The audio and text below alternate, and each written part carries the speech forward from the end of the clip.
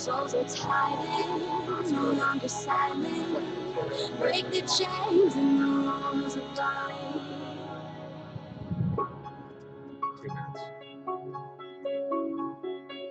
I do have that thing. And we got this thing. I did buy the thing Whoa. to plug in. We don't have the thing to plug. Oh, we have to play that clip off of here. People ask me why I started to rap. They wanna know what is sparking these tracks. It's pretty simple, I picked up a pen. I got pissed off and I started to vent. I connect with my music more than I do them. Older I get, I've been losing some friends. Bigger I grow, the more I must confess. There's a part of me hoping that all of it ends. Try and take a second not to walk in my shoes. I never sleep, always writing from 1:45. Suicidal at a point in time, but nobody knew. Everybody wanna tell me their opinion of you. Yeah, people love it and some hate what I do. Look at my phone and see people abuse technology. Kids getting bullied in school, overdose thinking the gossip is true. It's pretty sickening just how addictive a bully can be to a kid in the kitchen that's going through hell while his parents are f***ing about making money and facing eviction. Or while taking prescriptions, fix ADD, one that causes addiction. Nobody listens. Good, I guess that we all are conditioned.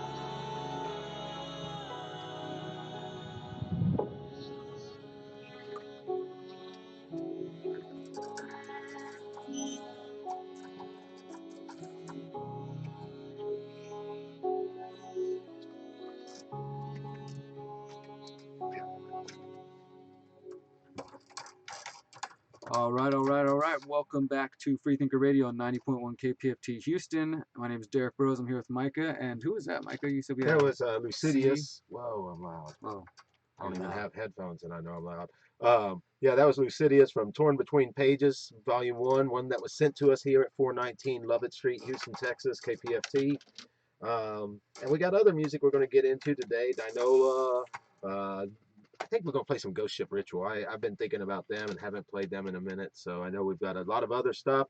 If you like the live stream, if you've got music you want us to play, if you've got things to say, put it in the comments. We definitely pay attention to that, and we're happy to see it. The thumbs up, the frowny faces, the hearts. We want it all. Thank you much. Thank you, KPFT. And yeah, we got a lot of stuff to get into today. We're on the HD, so our show is 2 hours. It's traditional time length that it's been for, what, a decade now, more or less, since we started back on Local Live.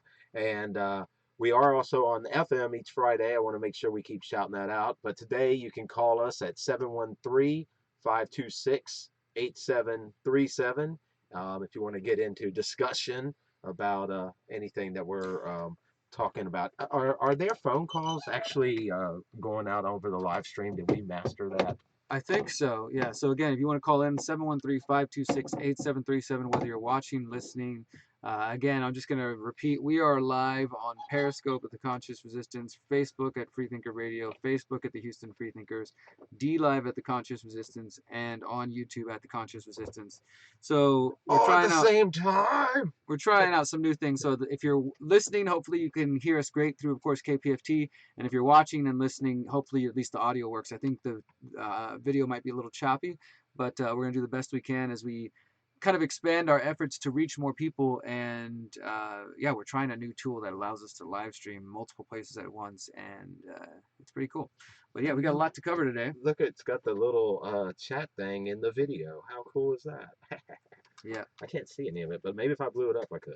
But yeah, let's get into some of the we got some stories. news to What cover are we for getting sure. into today, Well, Derrick? first I want to remind everybody who is listening, especially those who might not have listened in the past, that you can find our work, our efforts at the HoustonFreethinkers.com. That is the main place the home of Freethinker Radio. for our content. The HoustonFreethinkers.com, which is welcome to the home of Freethinker Radio. You can see a picture of myself, Micah, and Johnny. And Johnny is, of course, our producer that works with us on Friday afternoons during the show, and you can find out more about that when we have upcoming events. We talked the other day about doing benefit shows through Freethinker Radio. Anything that we have coming up, and if we know our guests that are coming up, then you can find that at thehoustonfreethinkers.com. Also, we mentioned that the show is live streaming through The Conscious Resistance. Just want to encourage anybody to visit theconsciousresistance.com. It's another site for news information, many of which the stories make their way to this show. But yeah, we got some Houston news, of course, to cover, and coronavirus is on everybody's mind. Micah, what's happening?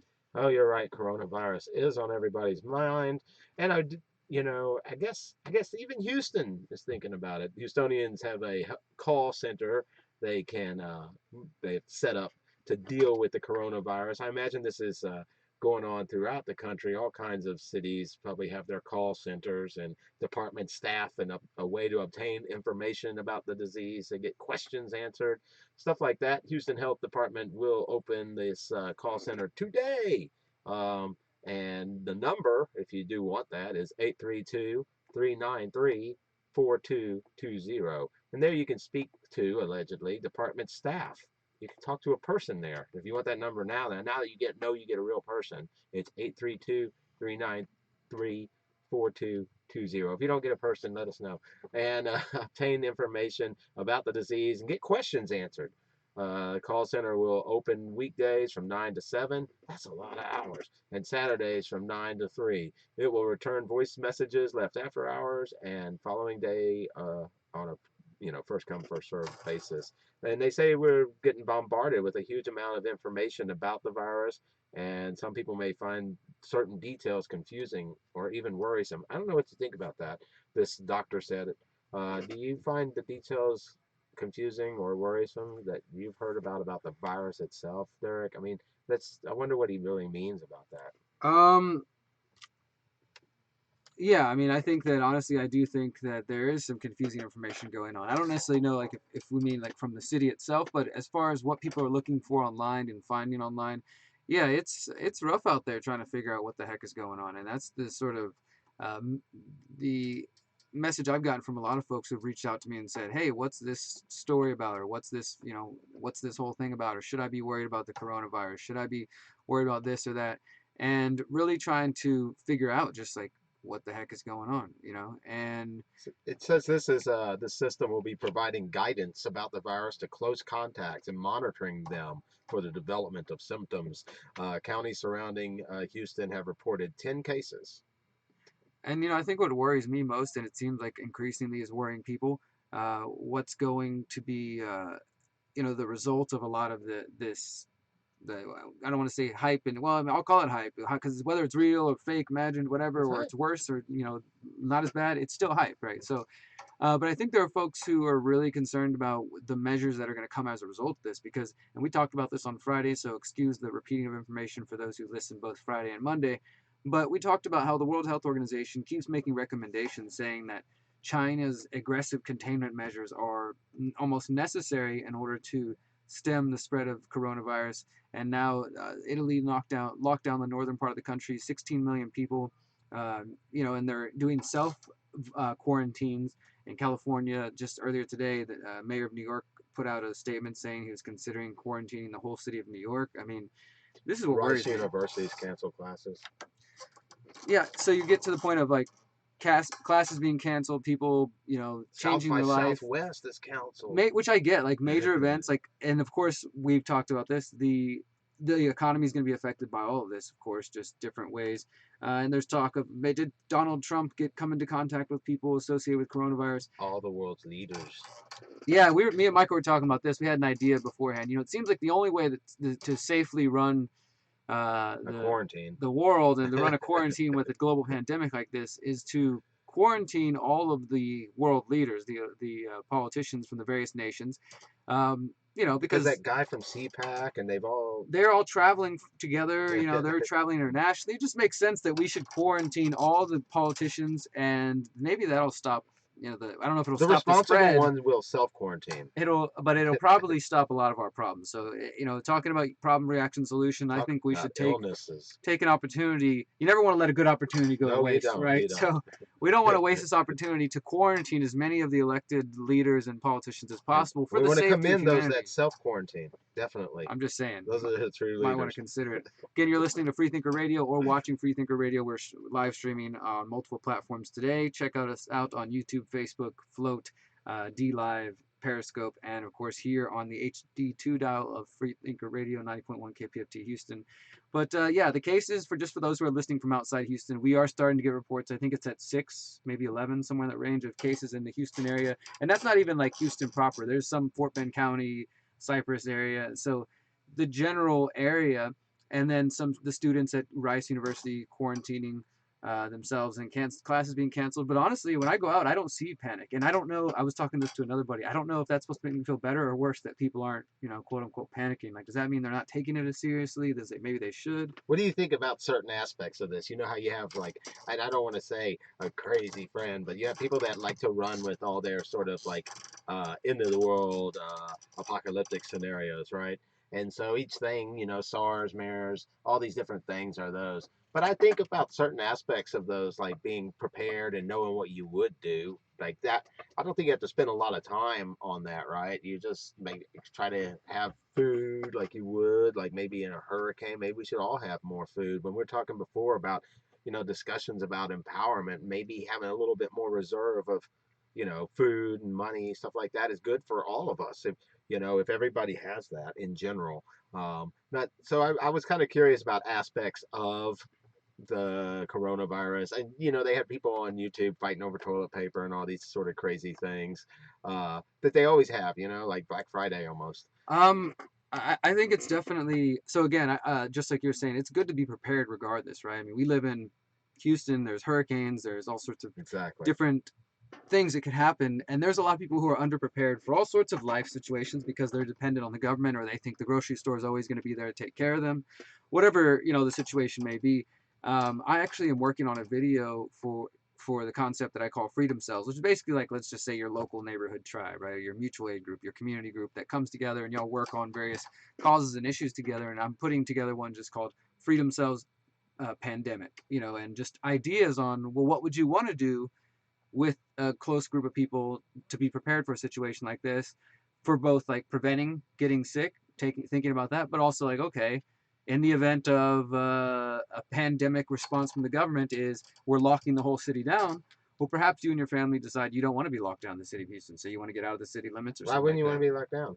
I don't know. It doesn't make me feel very safe to get locked down, right? And I mean, there's also these cruise ships that are locked down that are sort of off the coast that are waiting to figure out if they can come home. And I do agree with folks that there are definitely concerns about the vaccines. They're talking about developing a vaccine. I just heard them on the radio. I listen to the radio every day, and I can just see the push. And this weekend, there was a lot of talk from the It's going to spread everywhere. If you don't get a vaccine, you're irresponsible, right? Exactly. And Mike, this weekend I was listening to the BBC, and they were pushing this idea. It was real subtle, but if you listened over and over, they kept saying the idea of what's happening in Italy, which is, again, they're taking the aggressive containment measures. This might need to happen. And they were interviewing some Italian politicians saying, well, what about those who are going to complain about civil rights? And they said something along the lines of, well, it's one of those situations where the medicine might be bad for you, but, the not taking it is going to be worse or something, and this is just, I'm seeing this kind of framing of the argument that, well, for one, we need to be willing to accept maybe a temporary loss of constitutionally guaranteed liberties, like say the freedom to gather. They are starting to cancel major events and major gathering places and discouraging the use of cash. Also they're talking about social distancing. They're talking about surveillance and to survey the spread of the disease, and this is essentially what some call medical martial law. And I think we're kind of in the early stages of that. And if it does, whether not as bad, or again, maybe the governments of the world taking advantage of it, whatever you believe, I think at the end, the result is what matters the most. Because while you argue about what's the origin of it, if the governments believe it's real, or at least they play that role, and the media hypes it up and everybody else buys into it, well, then people are going to let them lock down cities. They're going to lock down cities. They're going to go to the stores and fight over whatever they can get. And then you better believe when they come at them with the government or with the government mandated vaccine, that people are going to rush to do it and probably shame those who don't do it. Oh yeah, yeah. And just to kind of throw in the whole topic of technocracy that we've been covering over the last months, the smart city, smart technology. I did a video last year talking about this thing called ID 2020. And I'm not going to get into it, the whole thing right now, but just look up ID 2020. I know some people have been taking a look at it recently, and I was talking about it in relation to vaccines and other things where the people involved with Global ID 2020 want to have a global identification method, and they say it can help in the health area and help determine who's been vaccinated and who's not been vaccinated.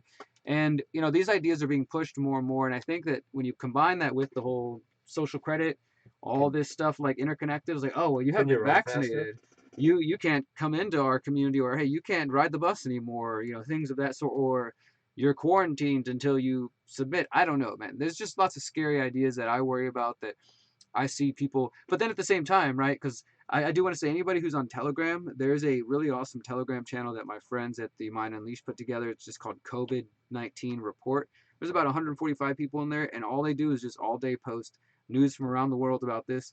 And they also have individual channels for Michigan and Minnesota, a channel for Texas, and a channel for Illinois. So I've been kind of plugged into this. And I'll tell you what, Micah, if you're just listening to the news or watching what's going on, like, it is pretty crazy, because at the very least, I will say, there seems to be quite a bit of reports from around the country saying that we don't have enough beds, that if this gets any worse, they're going to run out of hospital beds within the next month or so. And there's other things saying, hey, we're moving closer to spring and summer, and apparently the virus can't survive in heat and humidity and heat, warm weather, so that it probably will just kind of naturally go away, maybe come back in the fall, they're saying. I mean, it's hard to know what the heck is what. But just look, for those who are watching, we've got our Purell hand sanitizer here in the We got studio. the disinfectant wipes. We're supposed to wipe everything down as we touch it, and honestly, Supposed to wrap the microphone in this seems to disinfectant be wipe. really what they're saying. In This fact, is an that's what I effective should thing. do. I mean, that's the crazy part It's about about it, a virus. so about, for all the hype and the worry, which, like, again, I go back and forth, like, are people too chill about it? Because I think some people are already getting exhausted. I know I was talking with Miriam, and she said she was talking to some people, and somebody brought up coronavirus, and it was just kind of like, can we talk about anything other than coronavirus? I'm so sick of the. So people are already exhausted with even hearing about it, and I get that. But if it does end up bad and we do run out of hospital beds and run out of whatever, like, then I think it's going to end up pretty bad, because I Well, don't know. It's hard to know. the infrastructure, right? So, like, once people quit going to work, like, not just because they can telecommute, but like, no, quit going to work, not just telecommuting, but just quit working. And then things start, infrastructure problems start showing up. If something like that happens, then I'll be a little bit more concerned. You know what I mean? Maybe I'm just too jaded. Well, the other thing, look, so again, whether or not this people believe, I see some people saying stop I watching want more dried up blueberries in my survival I kit. see some folks saying, like, stop watching the mainstream news, that's the virus. And of course I get the sentiment of that, right? You And download it when the you watch mainstream it, news and you got it. is wrong a lot of times, and disinfo and all that good stuff, right? But that doesn't mean some of you just totally think that anything that is on their websites or is spoken is just not worth listening to, when a lot of times you can see, at the very least, you see what they're pushing to the other people who do pay attention to mainstream news by kind of keeping your ear and eye on that. But at the same time, I think there are definitely cases where they are reporting factual information, and that doesn't mean they're not pushing it for their own agendas, and there's not their own twist one way or the other, right? But I just see in the independent alternative media right now, and I've been doing a lot of work on this the last week about the speculation that there's a lot of sort of guessworking, like between either fear mongering, like, oh, this is, or just kind of like nonchalant, oh, this is Ebola again, and SARS and whatever else, and this and that. And so I don't know what is the right Jumping to response. conclusions. Exactly. But I just know that we don't really know. And at the very least, like I was saying with the whole freedom cells thing, I'm going to be prepared that if the SH hits the fan, I'm going to be able to jump in my RV with supplies and get out of the city, or go be with the people I care about, so I don't get locked down somewhere. And to me, that's just about being prepared, because if you're just totally like, oh, whatever, this is just a scare, fear mongering, I'm not going to pay any attention, yada, yada, yada. And then well, whether it's real, imagined, whatever, the markets are responding, right? They're saying oil's crashing, prices dropping, having the worst, year in 10 years. And again, maybe those things can be engineered. They can be made to fit a narrative as well. I'm not saying that that's not possible, but we know there are people real are world reacting, implications. and if people are reacting, people are buying and selling stock based on that reaction. So yeah, definitely real world implications that are affecting people's lives now. And I don't know. You began earlier by saying you're not really seeing less people out, but we're seeing all these events canceled. Uh, So we'll see what happens, as Well, I things guess I develop. just mean like I'm at Whole Foods this weekend, or I'm like going to the gym, and like the gym's full of people, Yeah, right? And people are like, there's some extra signs that say like make sure to wash your hands and this and that, but I haven't seen life come to a halt. Now, of course, like it's just beginning here in Houston. Places like Seattle, where they're already saying it's a it's an emergency, national or state of emergency. Like people are locking down, they're locking down areas, but so far in Houston, it hasn't been that way. I'm thankful for that, and I hope we don't see much worse. So. you're not the only one. So We got some more stories to get into, and thanks to everybody who's chatting along and following along. one I thought that was kind of interesting, kind of not somewhere we normally go, but recently we've been covering. I think it ties into something we have been covering though. Where we're covering, the attempt to get the mayor is attempting to solicit $8.5 million in donations to pay for basically surveillance throughout Houston and partnering with Amazon Ring Network to provide it. I think it's interesting because, from Rodney King on, there's questions about surveillance, its value, how it does help, find people in that sort of sense. And this is a sort of side story on it, but I know we're going to get more into shot caller and the piece that Derrick has from the mayor's own words. But It's this is called Spot Shotter, but I yeah, like that sorry. shot caller. Yeah, yeah, sorry. Sounds a lot better, doesn't it? I mean, it sounds like what it is. But yeah, this is not even related to that, but it is related to cameras, right? And convicting people. So check it out. Here it comes to you. Camera caught him masturbating on a metro bus. A Harris County judge rejected the criminal case. Okay, so it's kind of interesting because so much of the filming of the police, documenting of police abuse has been dependent on cameras. Obviously, with the Goins incident, it's not dependent on that, which is nice. Um, so it turns out on Sunday morning, June, cameras captured a registered sex offender masturbating on a metro bus. It wasn't the first time for this individual, and who had a history of exposing himself in public. This individual was arrested by Metro police officers and charged with indecent exposure. In charging documents, I think the I pulled up the wrong story. Dang, this one's even weirder. I was pulling up the cop we that got that is one charged too. with We're gonna sexual get assault of there. a child. Now, this is somebody masturbating on the bus. Yeah, this is a random sex offender, a random citizen. Oh, But okay. let's just get into All it right, let's because go for it. I just didn't know what. the Well, important part about this is the judge has rejected his criminal case. Right, it's on video, right? What he's done, but the judge rejects the case. So, and people are arguing he will not. you can't even get it out. Yeah, I'm sorry. Here we go. So the detective warns that the suspect's a real danger to women out there. He will not stop. He's a predator, and it's just a matter of time before he attacks and rapes someone. The detective wrote. But despite the bus surveillance video showing clearly what happened, the case went nowhere in court. Harris County Judge Andrew Wright ruled that there was no probable cause for the arrest because the female passenger who made the complaint never actually saw Washington's penis. Police said she only noticed the fast up and down motion. Oh God, it's horrible. And You can't. his hand. You Uh, can't even concentrate. I know. You're Yeah. He says, therefore, they don't have probable cause because they were missing an element of the exposure of that gentleman to the bus passenger. So even though it's clear on the video, she didn't have the woman who brought the complaint to them that made them look at the video to see that he's masturbating. Uh, since she didn't see it, they don't have a case. Um, they wonder if it's a technicality or not. The judge says, therefore, they didn't have a probable cause because they were missing an element of the exposure of that gentleman to the bus passenger. Whether the judge's decision is considered a technicality or not, the number of no probable cause rulings, also known as no PC, has more than doubled in the past 5 years. According to the Harris County DA's office, there were 1,881 no probable cause cases in 2015. Last year, there were 3,969, increase of 111%. Sometimes there's like other interesting facts hiding in these stories, you know, that you can't get without some deep research that makes you think about other things, right? They say the biggest year-to-year jump was in 2019. New slate of judges took over benches. In a letter to law enforcement leaders, District Attorney Kim Ogg called the upstick a public safety risk. Quote, every one of these decisions is being made by our local magistrates and judiciary and should be of critical concern in terms of just how far our limited resources can be stretched as we strive together to keep Harris County safe.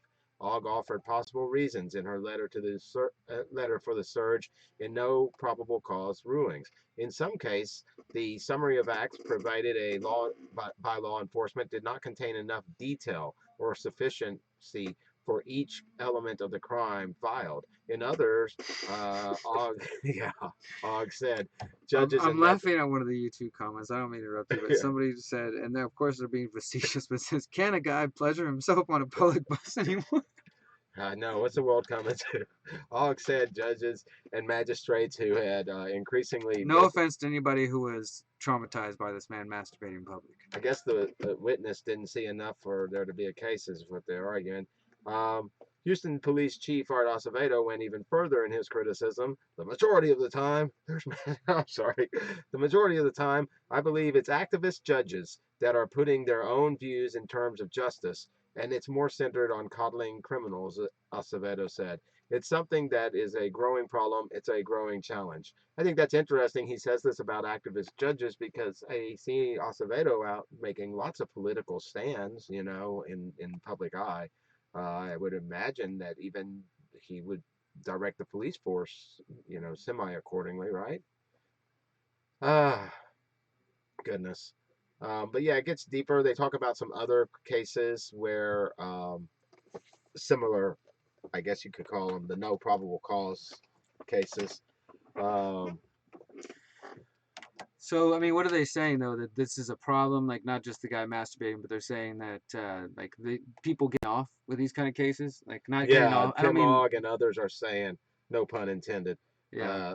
are saying that you know that there's a pose a risk to the public. So somewhere along the line, there's um, I just got a message. It's a friend's wife is in labor. I guess that's why my phone was blowing up. Sorry about that, people. Well, I got congratulations. distracted. I got distracted. I couldn't understand why it was just going. Anyway, um, Let's move on, yeah, please help me out please. here. Sorry. Okay, you're like stuck in somewhere else. All right, guys. So let's go to the next story, which is about a molester cop. I don't think we covered Hey, this one this week. we did cover this one. No, we didn't. Not this week. Not on this show. Well, what do you think about it, though? Probable cause. I mean, I think the one thing I wanted to get into here was like, does the video of something serve as probable cause for, convicting someone? Like, this is really I important mean, for if filming the somebody's police, accused of right? a crime, right, and you catch them on video doing that crime, I mean, I feel like that's it, right? Yeah, I think a lot of people feel that way. So what about coupling that with the idea of the surveillance state, you know? I mean, because there's more than like just simple crimes, right? There's like you can't feed in public, you can't do all these different things that I don't know. I don't think that the only concern about the surveillance state is crime, but I do think it's a big part of it, right? As well as like you were talking, we can monitor sickness, et cetera, et cetera, all the different monitoring things. But I just thought this was interesting because it's not one of these cases where we have people being beat down, that sort of thing. Um, and I think we're going to see more cases like this as far as surveillance, expands because, if that person hadn't complained, um, the only way it would have came up would have been if someone bothered to look at the camera. And I don't know how much of that will be going on with license plate readers going around, all these I'm sort of imagining things. that if we have a surveillance state, man, probably not gonna have to worry about people masturbating on Yeah. buses too much. No, But I hope not. I don't think it's gonna stop. And there's been some great comments I've seen recently on actually the video we're gonna play They in a have few some here minutes. with theft where the theft wasn't caught on, like nobody saw them steal it and then they couldn't find the stolen product. but it Yeah, was I on mean the video. that's So the thing is that people have already called in and said that to our shows, like, hey, well, we hear your concerns about the surveillance state in Houston, but if it helps me catch the criminal who keeps stealing my Amazon packages, then I want to do it. But I don't know. I think that that's the eternal argument that we've talked about between security and liberty. And you know, I've got some good comments that have been coming out recently from the video that I put out about the surveillance state, the whole thing you're talking about. We're going to play that video in just a couple of minutes, where people do recognize, like, okay, they're spending all this money, or they want to spend this money to put out more surveillance, but how's that going to stop any of the crime or the criminal action that's coming from government and from the police and from those kinds of people? You know what I mean? Like, so yeah, it doesn't well, stop.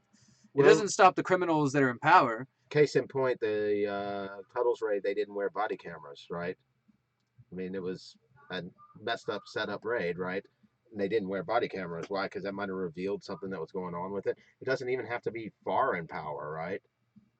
So Yeah, well, let's get into the next story. yeah, let's get into it. We did mention it briefly on Friday, but on the HD side, we can go further into it. Um, it's sad how often we do see like child sexual assault within the system, whether it's in the schools or in the Boy Scouts or wherever it is. These people in authority or perceived More authority. authorities, huh? Yeah, perceived authority. And I think the main point about it is you you can't just blindly trust this institutional authority in this way. Turns out that this officer, he was a decade-long member of the HPDs. He basically met an underage girl outside a hotel at Hobby Airport, and he took her to McDonald's and Walgreens in his patrol car, and she was kind of afraid he was going to arrest her. This is the craziest story. Yeah, she was kind of afraid he was going to arrest her, but instead he was a nice guy. He took her to McDonald's and Walgreens, and before he dropped the teen off, he dropped the teen off at a hotel room, and he then later calls her and says he wants to come to her hotel room. Gold told investigators they had sex in her hotel room, and he paid her $180. A week later, the 16-year-old was arrested in Las Vegas and was part of being trafficked, etc. And she told police there that she'd had sex with a cop while she was in Houston, confiscated her cell phone, found evidence that backed up her claim, included a photo of the officer at Hobby Airport where he was on duty and text messages and phone calls from him. Las Vegas police alerted HPD and they launched an investigation. And if you're watching live through one of our channels, we've got his face right on the screen for those who want to see who this guy is. And we did get an upset caller over this one. And That was an interesting call. yeah, it was, and he kept trying to say things like, it's that you guys are approaching this, and you can listen to the archive and see it. You guys are approaching this as if it's a team, and we got one of their guys. He kept saying this. I was like, I don't understand when was something like this really said, and he finally I was like, fine, if there have to be a team, we're not with the pedophiles. I don't know what else to say, So it was weird how he was kind of triggered by it. I don't know how anybody can say that that's a right thing or shouldn't be covered, in any light, because that's pretty serious. I thought this one was kind of somewhere we don't normally go, but it's interesting, and it's here in Houston. An individual, I guess, who was taking tires, used tires that nobody wants anymore. You leave them at the tire place when you buy new ones, and maybe you pay the tire place. Yeah. So this individual was picking So them up. explain that again. He pays people to take tires? Nope. He takes tires? Nope. I'm getting to it. There's no again. I haven't even got to it. So this man but anyway, so you got used tires all over the county. Okay. And so this is a man who would go and pick them up from places like your used tire dealers and your new tire dealers and all the used tires. He would be picking them up from all over the place and getting paid from these places, right? And then discarding them on back roads all throughout the county. So I don't know how y'all feel about that, but they said that's a result of a half a year long investigation to figure out who did this. And they say that he's dumped thousands of used tires. I mean, think about that, thousands of used tires. It wouldn't really take long when you got a city you know, 4 million people and all these cars. I've never been to one of these tire places that there wasn't another car already at it, you know.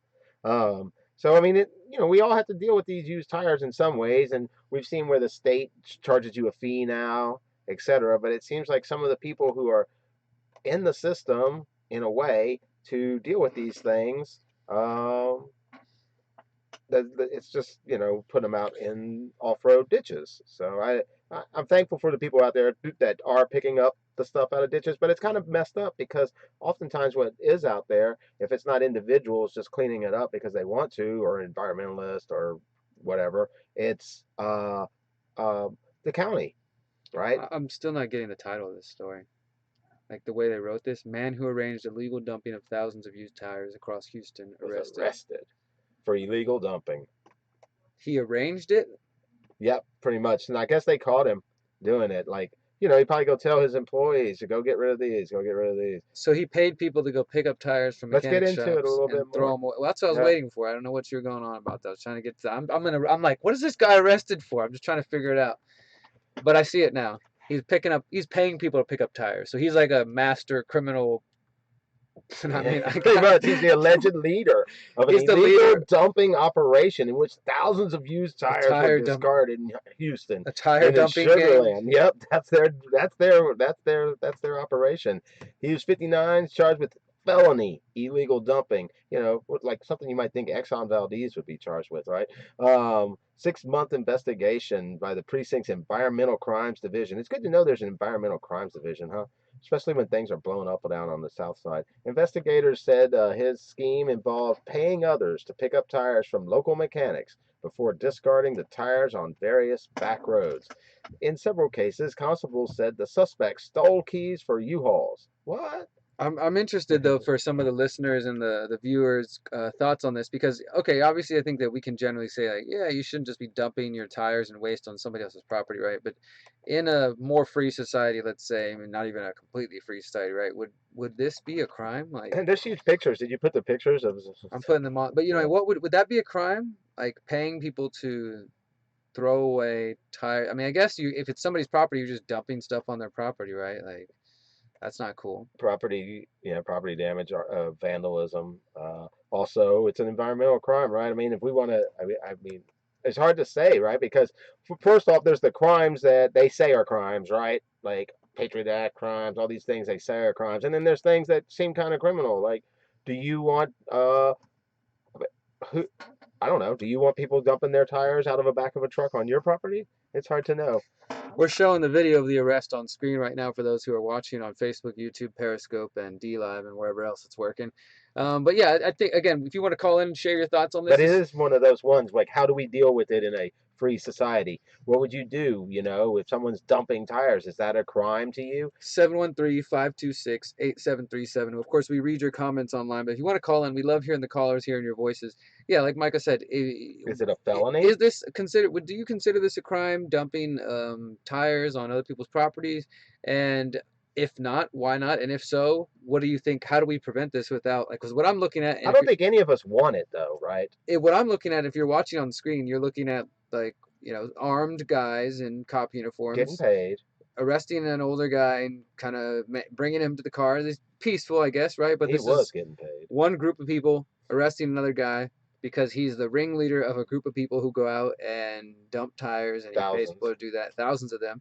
So it's not like a small amount of tires. There's a lot of tires, right? Is that a crime to you? I don't know. And if so, do you think that's something? How do you handle that without cops? You know, what's your version?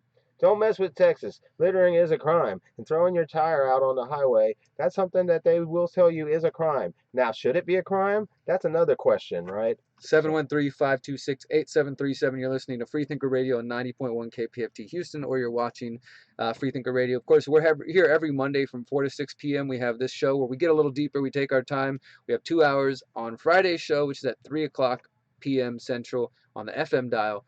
We play music. We do everything we're doing here, but in a very quick hour. So, yeah, just I don't have always here to cover the information around a story on the FM side, and we really don't don't have the patience for me to do it today. It seems we don't have the time to get into half the things we're covering today. And we always have leftover stories, and then we're always asking for more stories because even looking for them, we can't find them all.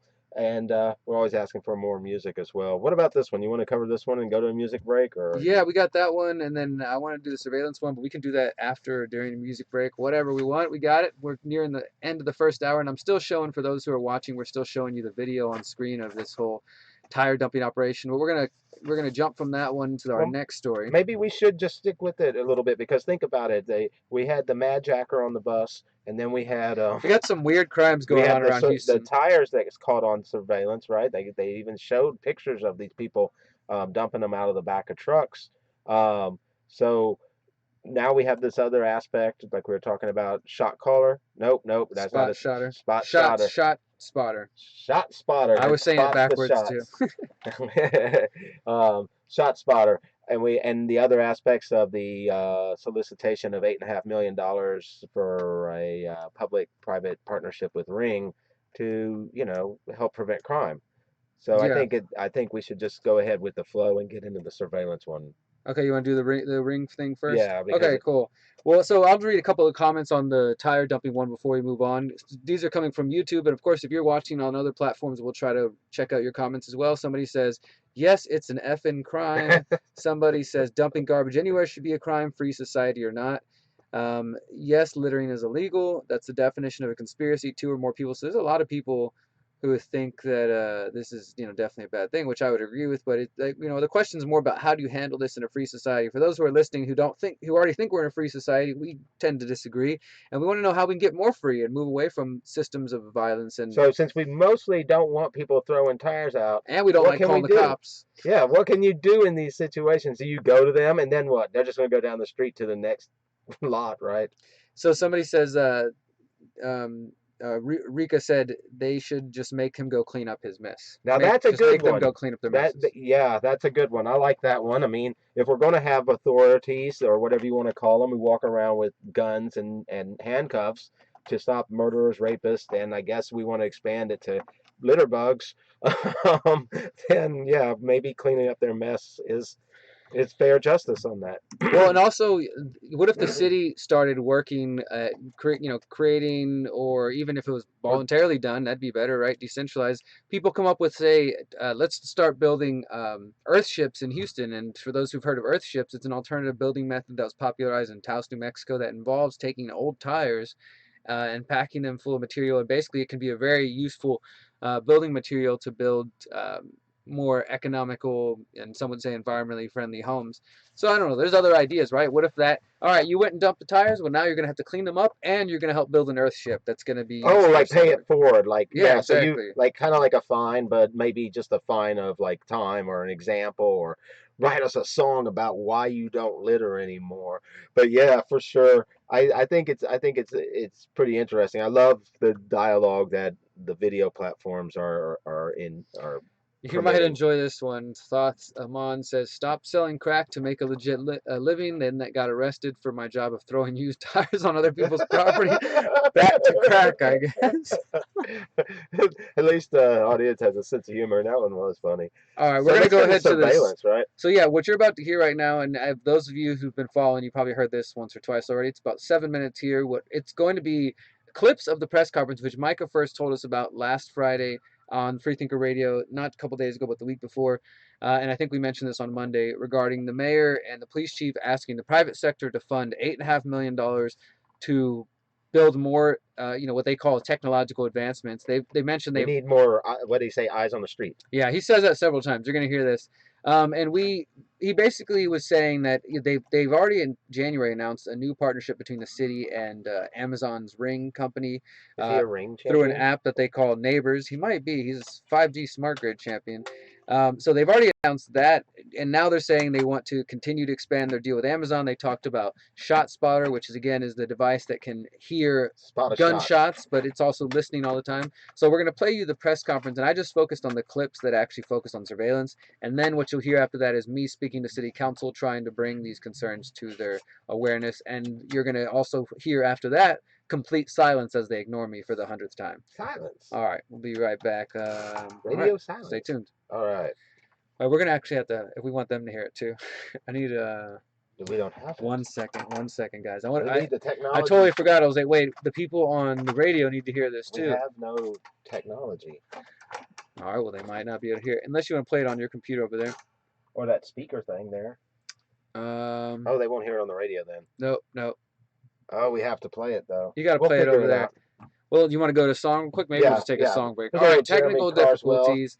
All right, we're going to play a song real quick, and then we're going to get set up to play this so that we can make sure the people who are listening live and the people who are watching We were inclined can hear towards a song anyway. Yeah. All right, well, stay tuned. This is Freethinker Radio 90.1 KPFT Houston. There's all kinds of resistance. The video? Yeah.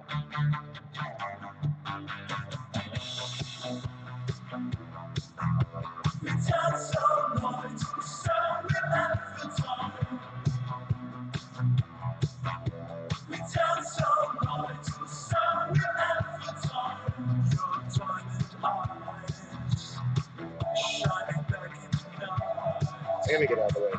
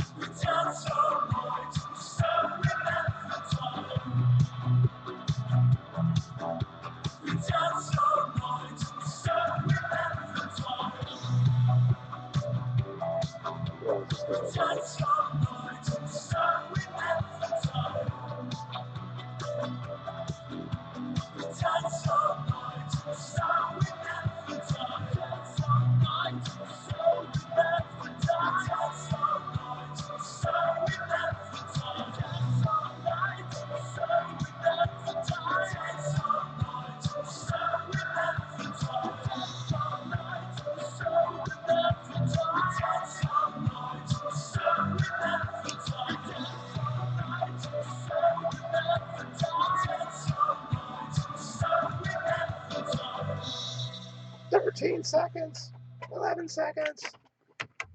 All right. Welcome back to Freethinker Radio 90.1 KPFT Houston. That was Jeremy Carswell. What was the name of that song, Micah? Dance All Night from 2025. An amazing album. 2025. Cool. Yeah, and of course, those of you who are watching. It's only 2020, and we got it already. We got it 5 years ahead of time from the future. Those of you who are watching on YouTube or elsewhere can see Jeremy Carswell's Bandcamp, jeremycarswellbandcamp.com. Check him out if you enjoyed that song. And of course, I want to remind you guys, thehoustonfreethinkers.com is the home for all things Freethinker Radio. We're also on Facebook and all that good stuff.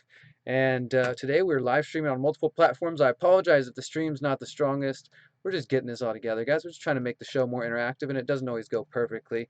But now we're going to get to the clip we were going to play. This is going to be a clip from Chief Art Acevedo and Mayor Sylvester Turner discussing their call to the private sector to sign that check and give them $8.5 million. Give them money because it's not enough. Because the people don't want to pay for it, so The we might as taxpayers well are like, nah. might as well go ahead and get the government to pay for it, right? All right, so we're gonna play this real quick and let's do it. It's starting to creep up. It's starting to creep up, not just in Houston, not just in Harris County, but it's starting to creep up around the country.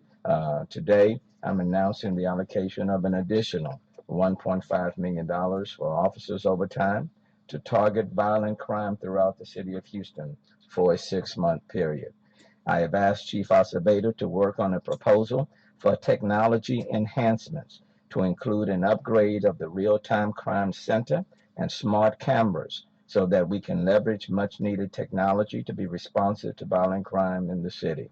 Even though we have more police officers than we did 4 years ago, we still need about 600 more.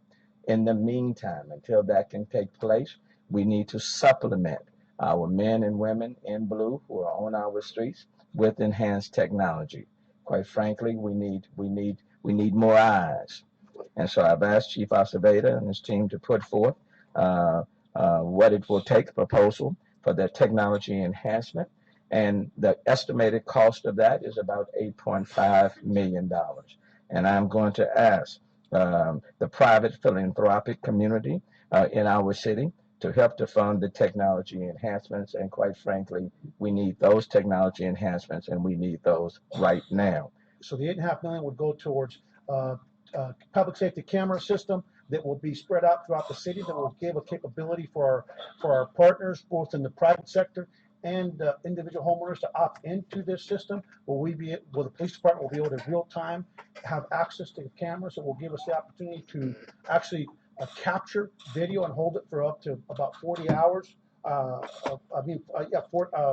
days, so we can actually go back and real time, actually either real time or afterwards when we know there was a crime being committed, actually get the leads that we'll need to go out and find these criminals. It will include a shot spotter, which is a gunshot detection system, which we are already getting ready to deploy. That thanks to the mayor's leadership, we've been able to get 5 square miles that we're in the process of deploying now, that will help us be a lot smarter. Well, there's already cameras that have been provided through Ring, that we had a Ring provided a lot of cameras for us, but a lot of folks already have their own camera system. They can actually opt in. We'll be able to tap into camera systems with other partners, other government partners. And so when you can put eyes across the entire area, think about in the I think it was 2007, when in Great Britain, their transportation infrastructure was attacked, because they have a camera system, about 40 million cameras across the nation, and they were actually able to back up and actually follow these terrorists all the way to where they started their journeys. And so we need that virtual watch, that virtual capability, and thanks to the mayor, hopefully we'll get it. We need more eyes on our streets. Let me just add, I've also asked Centerpoint to join with us in providing additional cameras and others.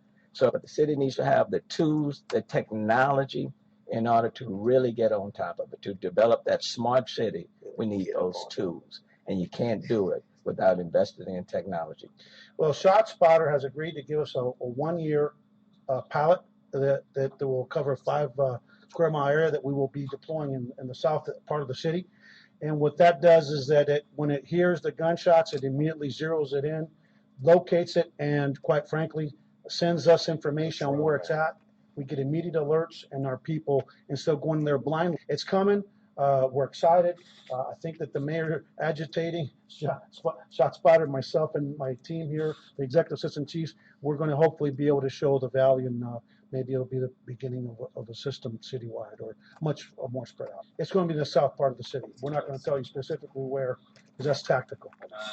It will target hot spots and locations throughout the entire city.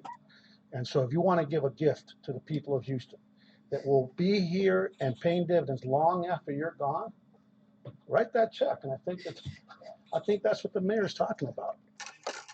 All right, so that was Mayor Sylvester Turner and Art Acevedo, the police chief, talking about asking for money for a surveillance system, and here I am talking to City Council about that. Mr. Mayor, council members who are still here. I'm going to talk to you about public-private partnerships based on a press conference held last week. But first, I came here back in late January to introduce myself to some of the newer members, and I did follow up with an email to all of you about pertinent information about the 5G concerns that local residents have brought to me. So if you check your emails and just search 5G, you should probably find that. And I also emailed you this morning. As I said, a public-private partnership last week. The mayor held a press conference along with the police chief, Art Acevedo, KPFT. Yeah, I barely hear you back there. Who's calling? Okay, just 1 second. Can you hear this guy? I don't know why. Hello? Hey, I can hear you. Yeah, we'll try to patch you through, and hopefully the volume will be louder. Sometimes this phone is low. Just hang on. We're going to put you on hold. Cool. Camera is called Ring, and they've started to partner with hundreds of police departments around the country. Cities like Detroit and New Orleans are already operating what are sometimes known as green light camera systems, where the businesses and people's homes start voluntarily giving police access to their camera systems. And I've sent you these links in your email, so please check that. But when you start looking into the research, there are a number of cities and privacy activists, as well as lawyers with the American Civil Liberties Union, who are concerned about the relationship that Amazon has with local police departments and with governments, specifically by giving them access to people's doorbell cameras. Amazon also has discussed plans to install facial recognition camera software on their doorbell cameras. So there are many people raising awareness about how this could change privacy in a city like Houston, where you have police having access to doorbell cameras as well as CCTVs, not to mention the thousands of cameras that have already been installed by the Department of Homeland Security. Again, I sent you guys a number of articles. Senator Ed Markey, a Democrat from Massachusetts, sent a letter to Amazon's Jeff Bezos asking for information on Ring recently, saying he was concerned about troubling reports regarding Ring and facial recognition technology. One of the other tools that was mentioned, and again, I did send you guys links to this, was the mayor and Mr. Acevedo said they're already testing Spot Shotter, which is a technology. Again, I recommend looking into this. Spot Shotter has been installed in places like Chicago and other cities, and essentially it's a recording device that's supposed to only turn on whenever it hears a gunshot. But we're already seeing in other cases there have been people have been tried based on evidence that was gathered from Spot Shotter recording. These devices don't just turn on randomly whenever they hear a gunshot. They're recording at all times. And so there are already lawsuits going on. Again, I will be filing open records request on the journalistic side of things. But what I've seen, what people are kind of calling for, I guess what I'm asking of you guys, is one, as we're moving forward with this partnership with Amazon, Spot Shotter, have you guys brought in any protections for privacy that are already being implemented? Are there plans to introduce resolutions to talk about that, or to form a committee to make sure that people's data is being protected as we go forward? Thank you very much. Your time has expired. Thank you. And that's the sound you heard afterwards. That was the sound of silence as they ignored me, as typical at city council meetings, unfortunately, though. But hopefully you guys got that. Of course, this is Freethinker Radio, 90.1 KPFT Houston. We were just playing a clip of a press conference with Mayor Turner and Police Chief Art Acevedo, and then my city council visit after that. We got a caller on the line. Let's see who we have and what they have to say. Are you there with us? Yeah. Curtis in Denver. What's up, brother? Thanks for calling in.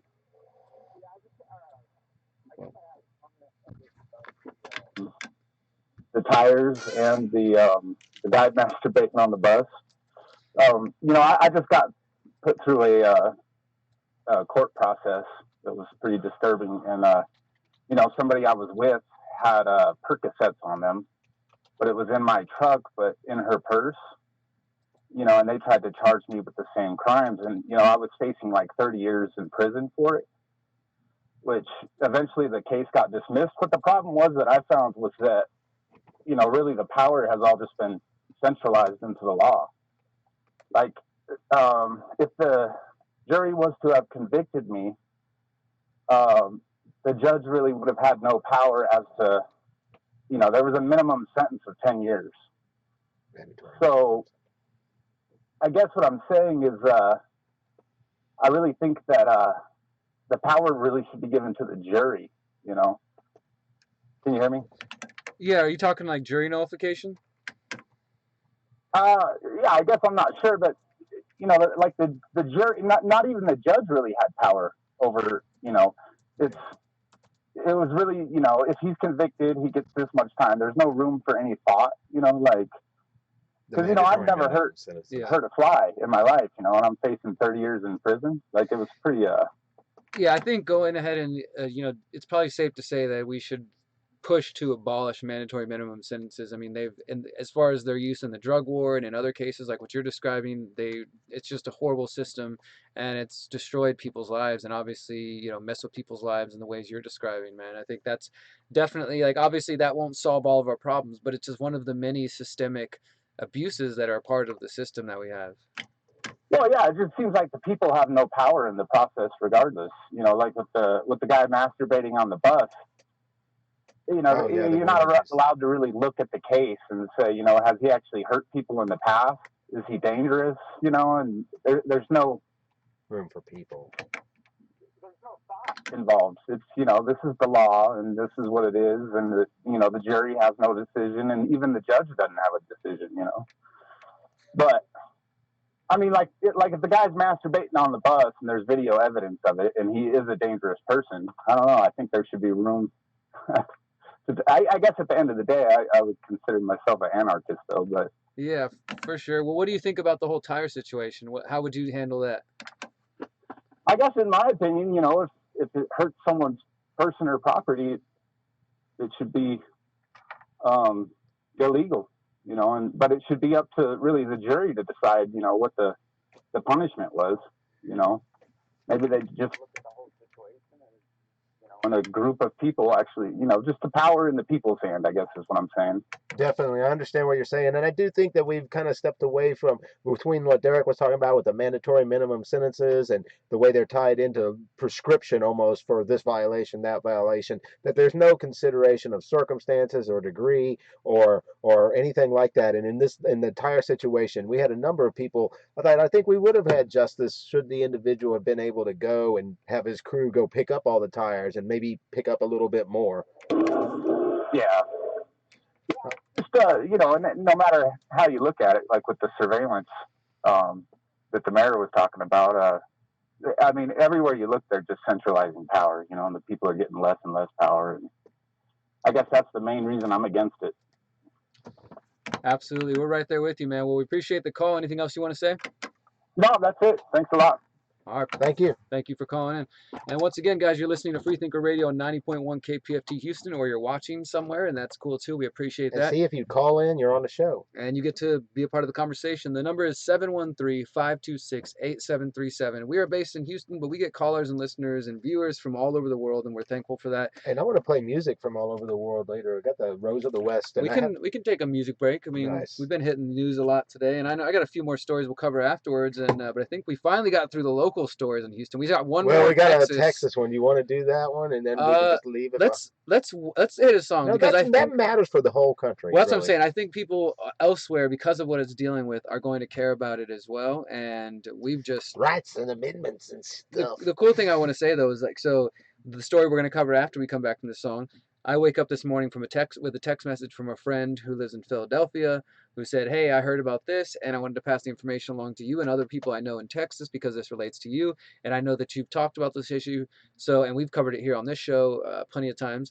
And that's how activism and the network of activism can work. You connect with people in other places, other countries, and the internet has allowed a lot of that growth. And again, the caller was talking about centralization of control. One of the reasons that the powers that wish they were want to control the internet and other forms of communication is, well, they don't want us talking. Their network. They want to assert their narratives, their networks. And let's say in a pandemic, right, they want to stop the spread of disinformation, fake news. They don't want us to be able to maybe think for ourselves.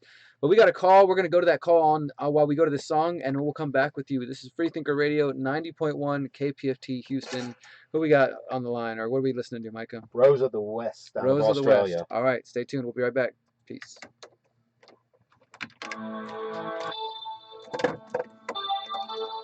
KPFT. Hello? Okay, we're going to put you in the background. I can barely hear you. We're going to put you in the background, put you on hold for a little bit, and then we'll bring you on the show.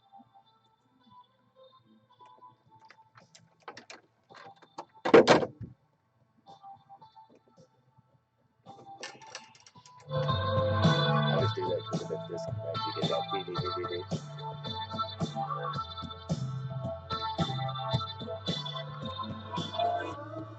Where to go? Where to go? Away from the places we know, to somewhere we don't.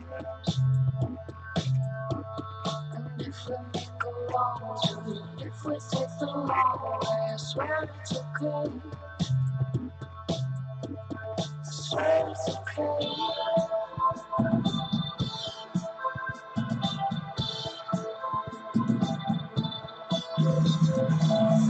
Stay on the side, by the side.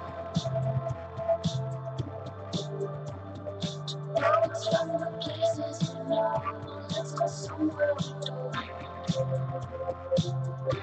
And if we make a wrong turn, let's stay on concrete. I swear it's okay. I swear it's okay.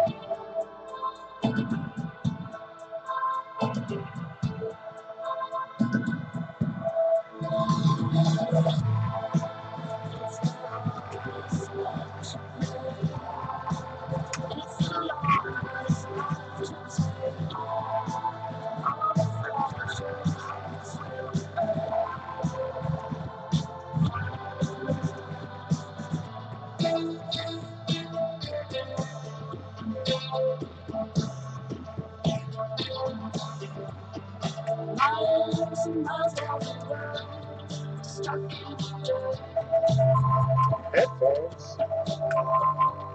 Left behind the walls that we know, she won't have the door.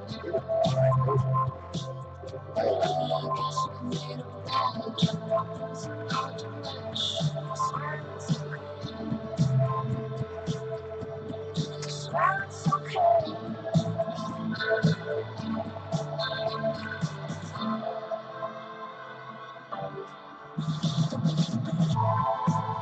It's the hardest thing to believe. It's the longest thing to do. All the fragile hearts will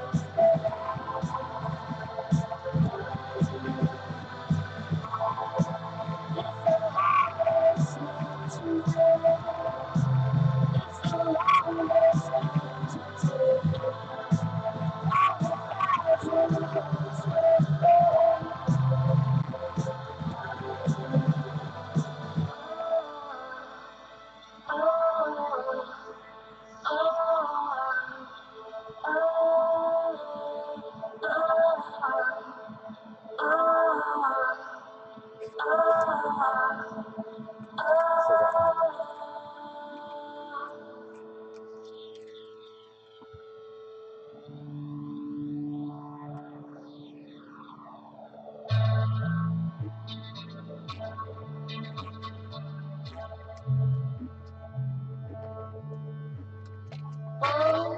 Where do we go? Where do we go?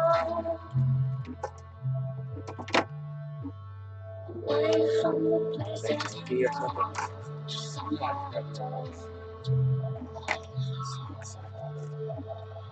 away from the places we know, just somewhere. All right, Rose of the West Roads. We got a video out there. If you were watching the live stream, you probably saw pieces of that. We got a caller on the line. How are you, caller? Kyle here from Colorado Springs. Cool. Got another Denver, Colorado caller. What's on your mind? First I want to say thank you guys for running Free Thinker Radio and all the content you put out and everything. But I kind of wanted to hit a follow-up point from one of Derrick's recent videos on becoming the warrior and the idea of moving into this state of action and power. I'm young. I'm 27. Just started my own process of recovery and just trying to find my way in this messy world because I've had this pull of how do I get to this place of actually making a difference? What can I do to make this a better place for me and everyone else around me? And lately I'm hitting this tug, and I guess the question lies in, what advice do you, Derrick or Micah, have to me or other young people or anyone out there who's trying to ride this balance of, developing the self, but also trying to find places to move into action? Like, it's hard to kind of know how not to go all in one way or another. That's a really great question, and we appreciate that. What was your name again? Kyle. Kyle. Awesome, Kyle. Well, thanks for calling in. So, yeah, really appreciate that. And honestly, it's something that I think I personally struggle with or think about a lot, as far as, especially that last bit you said about balancing the desire. Well, I think what you were saying was like the desire to, help the world, of course, and kind of take on all the crazy things going on, but also find that like personal peace and cultivate your own, becoming the person you want to be, and all those good things, that self-development. And I think it's a really delicate balance. Is that kind of what you were pointing at? Yeah. Yeah. Okay. So cool. Yeah. I think that's something, I mean, I can just speak for me, Mike, and I'd love to hear your thoughts. I think it's, if you start to become a person who's an activist by one means or another, right? Because when me and Mike have been working together for 10 years now, when I met him, he was already doing things, and I had kind of been paying attention to stuff going on, but I was just starting to get active. And we've done everything from, radio shows to protests and rallies and marches and skill shares and documentary screenings and house parties and, street action and civil disobedience and everything you can think of to Making a documentary. making documentaries, get people to listen, or just pay attention in any way. And I think at some point you come to a realization, not that doesn't have any value or purpose or place, but that really, at least from what I've seen, it seems like the best way is to lead by example, live by example, and you kind of get, I think it's still important to go out to the streets and talk to people, and I hope that will continue to be a part of my action forever, really going on. But I definitely do think that ultimately we have to figure out how do we, what in which ways do we want to improve ourselves, right? So I get that whole struggle, and I appreciate you even just bringing attention to that. I want to say that before we move on elsewhere. Micah, what you? One thing I think about what he said as far as balancing activism with individual empowerment in some ways is that they have to be consistent with one another. The reasons you're taking actions need to be consistent with your nature and what you want, right? So sometimes the best actions are those closest to home, to allow you to be more consistent with your own views. For example, I have a friend that has a cookie habit, and they can't quit eating cookies, and they keep wanting more and more cookies, but they set themselves up for failure by buying cookies at the store, things like that, right? I know that's a silly example, Those but dang Cookie Monsters. it's a silly example, but for example, if you really have a problem with the oil industry, maybe you don't want to, drive a car that gets horrible gas mileage. Maybe you want to take those things into consideration. I know it sounds trite, but there's other things in our life day to day that people aren't making those decisions, and they're going ahead. And those are the people that don't mind, touching people's junk at the airport, or, detaining old ladies, or whatever the system tells them to do. So even in just questioning who you are being an activist, because you're deciding to not just play a role. You're deciding to be an individual, a self, a free thinking individual that can weigh out things and learn skills like logic and things that will allow you to be armed in an intellectual discussion, whether it's with a book or with someone that you're trying to persuade to see your point of view. I hope that helps somewhat. Absolutely. Thank you both for your words. Yeah, I want to ask a couple more questions and just continue this for a moment. So, Kyle, do you consider, so now that we've kind of addressed just the issue itself, looking particularly at the issue of, like you said, sort of struggling to maybe get to where you want to be, or seeing, things, do you have in your mind like clear vision of like, okay, for my activist goals, I want to be able to do X, Y, and Z, or for my financial goals, I have this, that, have you got to the point where you're kind of trying to consider those things? Like, so, because obviously the first step towards achieving a goal is knowing what the goal and what you're aiming for and where you're headed. Do you have that in mind already, or are you still kind of in the beginning stages of that? I've been working on that for a while, but I think the hardest part is really having a strong identity of what's my role.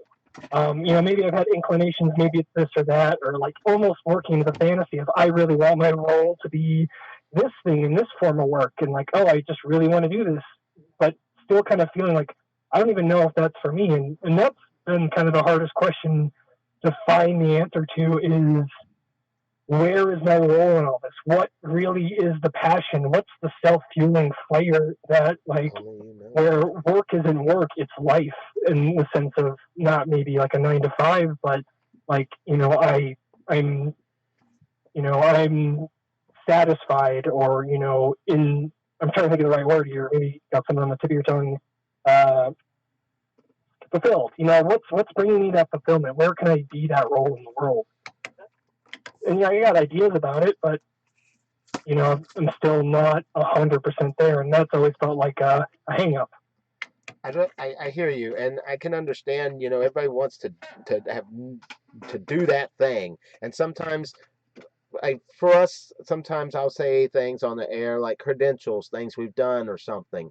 And, when we took those stands and we did those things, we didn't realize that they would be that, that would be that role. Like, for example, getting TSA off Houston Metro. Okay. We've said that one a few times. But when we went to do that, it wasn't so that we could say that we got TSA off Houston Metro.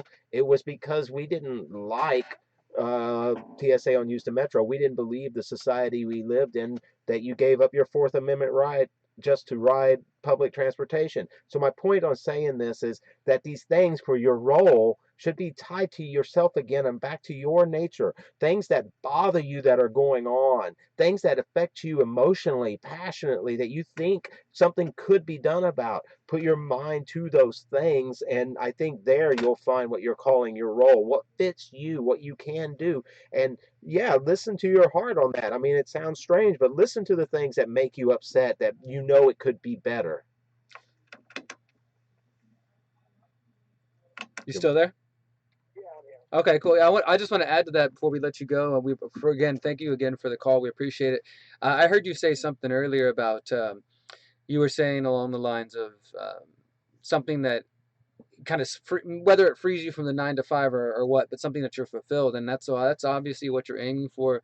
And I definitely also I hear from a lot of people who they're not trying to be a journalist or a YouTuber or a podcaster or whatever, but they see a lot of the same problems. They've learned a lot through those channels, and so they're like, where do I fit in? Like, for example, I was in Costa Rica just a couple weeks ago, and after I gave that talk, actually probably the one you were talking about, these two guys came up to me and they said, hey, we're both data scientists. Like, how do we fit into this new world? Like, we're with you. We want to create a better world. We don't want to use our skills and our knowledge to work for Google and, track analytics of everybody. And they see the smart grid and they see all that stuff. And they're like, how do we use, our knowledge base and our specialty and our expertise to work with you and other people who are doing, aiming for better things and want to create a better world. So I definitely think there are lots of folks who are in that situation of trying to really feel like, how do I fit into this whole thing and what's my role? So, definitely know that you're not alone in that. And I think it's just a good start is just to continue to flesh out like concrete goals of what you're aiming for. So then from there, okay, well, this is my goal. I know what principles that guide me, and I'm going to try to aim for this goal in line with these principles and just start taking small concrete steps to get there, because it can be overwhelming. But if we don't if we don't take those first steps, then we're never going to achieve the bigger goals, right? Yeah, I hear that. All right. Yeah, absolutely, brother. Thanks for calling in, man. Anything else you want to say? Everybody out there, keep listening, keep calling in, share your words. These guys are awesome. Feel the fire. Appreciate you, man. Thank you so much. Have a great day, man. Appreciate it. All right. I think some of those human questions are a big aspect to the show, but we sometimes tend to just start plowing through headlines and doings and things. And I hadn't understood in the beginning, as far as like when you started talking about journalism, as far as him speaking about a role, as far as what he could contribute, and I was thinking a little bit later, in some things in life, like if you want to build a wall, then you learn how to, lay bricks or do different things. So I guess it's, in what way do you want to contribute to what you care about? And then you'll probably have an entire thing of a whole self autodidactic education you have to give or else go to school or something for each thing.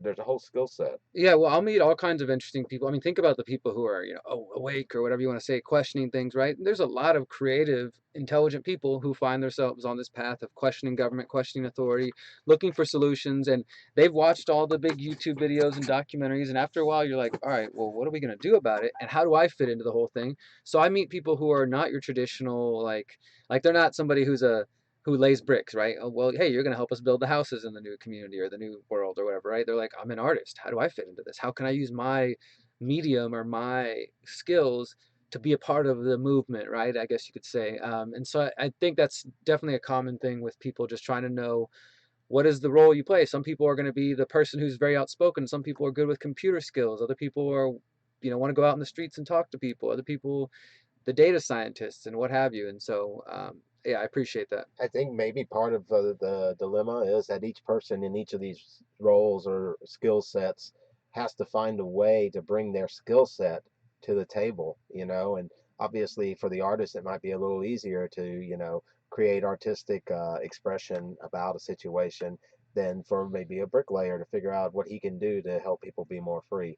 But we're dynamic individuals, and there's much more to us than either being just a like visual artist or a bricklayer, and there's also the ability to learn new skills as necessitated by your desire. Absolutely. You're listening to Freethinker Radio on 90.1 KPFT Houston. Today we're on the HD2 dial. We've got about 30 minutes left with you guys.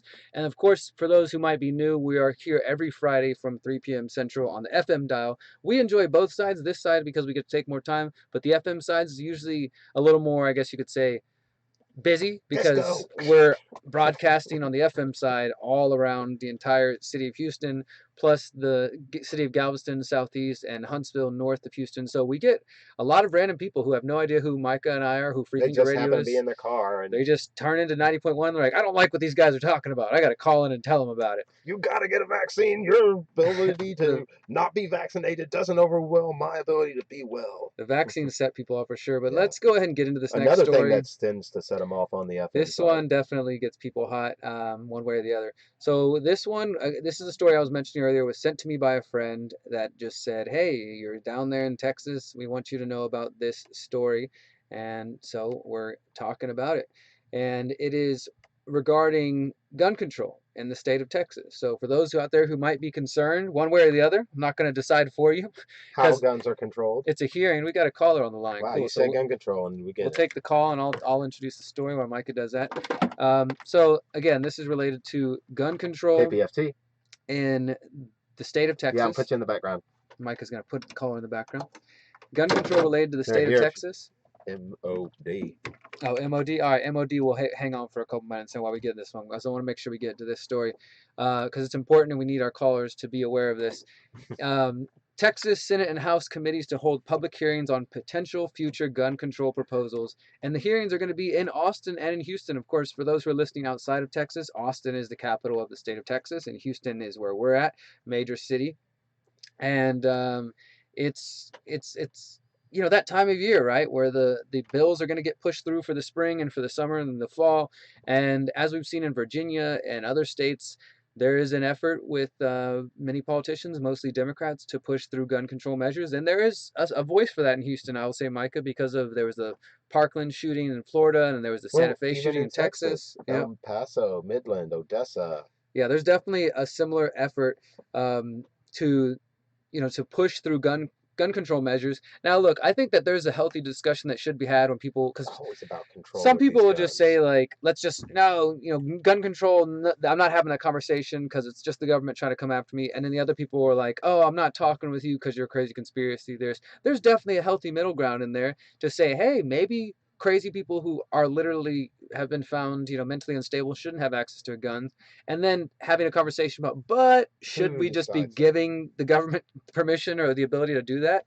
And we worry a lot about red flag laws, and that's why I'm going to be there. So this hearing is coming on this Wednesday here in Houston. There's one in Austin tomorrow, Tuesday. So for those who are in Austin, let's get into what they say a little bit on it. Yeah, go ahead. You can. They say that they're going to take public testimony. So as you were saying, it's Wednesday, March 11th. We should get the details here. We'll probably say them multiple times because it's important. We'll start at 9 a.m. at Student Center Ballroom, Student Center South, room 210 at the University of Houston. That's at 4455 University Drive in Houston, 77204. Public parking is available only in the Welcome Center student garage. So you probably want to make sure you park properly. But yeah, anyway, let's see what they say they're going to take testimony on. The following issues: examine options for strengthening enforcement measures for current laws that prevent the transfer of firearms to felons and other persons prohibited by current laws from possessing firearms. Okay, so new options for strengthening enforcement measures for laws that are already on the books. Examine impediments and challenges to the timely reporting of relevant criminal history information and other threat indicators to state and federal databases, so get more information sooner. Evaluate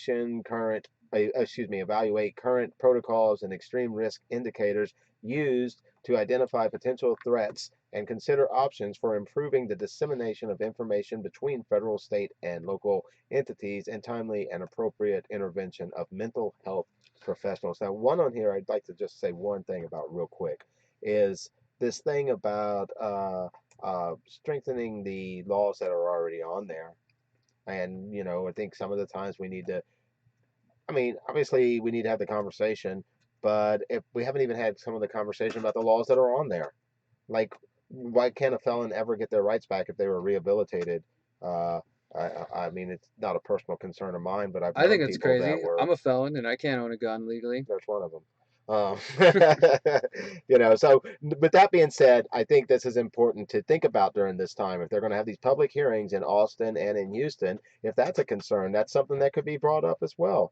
I mean, I don't think it needs to be limited to just these things. Things that are related to this might be able to be brought up, but that's just a personal opinion. What worries me, so I'm looking at number 3 here, the last one you read that was a little bit long. Fusion Center. Evaluate current protocols and extreme risk indicators, right? So I think those are things we need to Well, pay attention tattoos to. on your right arm are really risky. Whatever it may be, and that's not to say that they shouldn't come up with some sort of system of like, hey, look, if this person is Now, what involved are in the this metrics? gang, that usually means they could be involved in crime, right? I get like coming up with metrics, right? But what are those extreme risk indicators? What are those protocols? Those are the things we need to pay attention to. And then when it says timely and appropriate intervention of mental health professionals, that's what starts worrying me about the whole red flag laws, which are already legal in Connecticut and Maryland and New Jersey. And just since they've started this year, and this is the statistics at least a month old, but last I saw, over 200 people had already had their guns taken from them in New Jersey based on their red flag laws over there. And again, maybe some of those are people who schizophrenic might, need some real intervention. But and the other thing, Micah, and this I think is the worst part, so this is why we have to pay attention to what is being proposed in Texas, is in the states like New Jersey, New York, Maryland, Connecticut, there is basically an unelected board. Like somebody can just file a red flag complaint on you, and you don't get to go to the hearing. They just automatically come and like take the gun and will hold you, and then so you don't get to face your accuser, right? So there's taking that whole thing away, and they basically make this decision without you even present, without you even being able to come defend yourself. But they argue, well, it's important for us to immediately get the weapon away from them, and then within 72 hours to a week or whatever, they should have a hearing. But in New Jersey, at least, they're showing that people aren't getting those hearings, that people have to fight to, they come get the guns, but you don't necessarily get the guarantee of a hearing. And I think that's pretty dangerous. Yes, for sure. But we kept our caller waiting for a long time. Should we bring him up? I think we should. Yeah, let's get MOD on the line. But one more time, I want to say that the hearing is 9 a.m. if you're in Houston, Wednesday, at the Student Center Ballroom, Student Center South, room 210 at the University of Houston.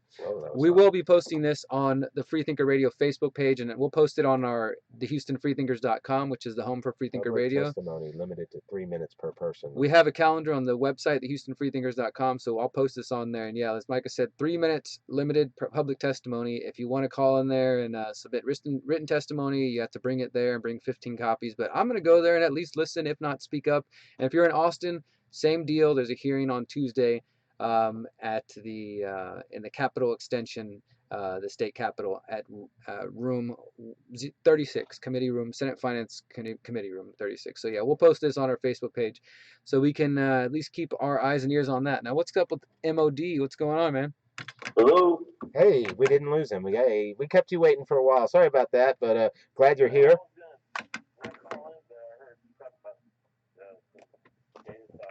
You bumped into Derrick?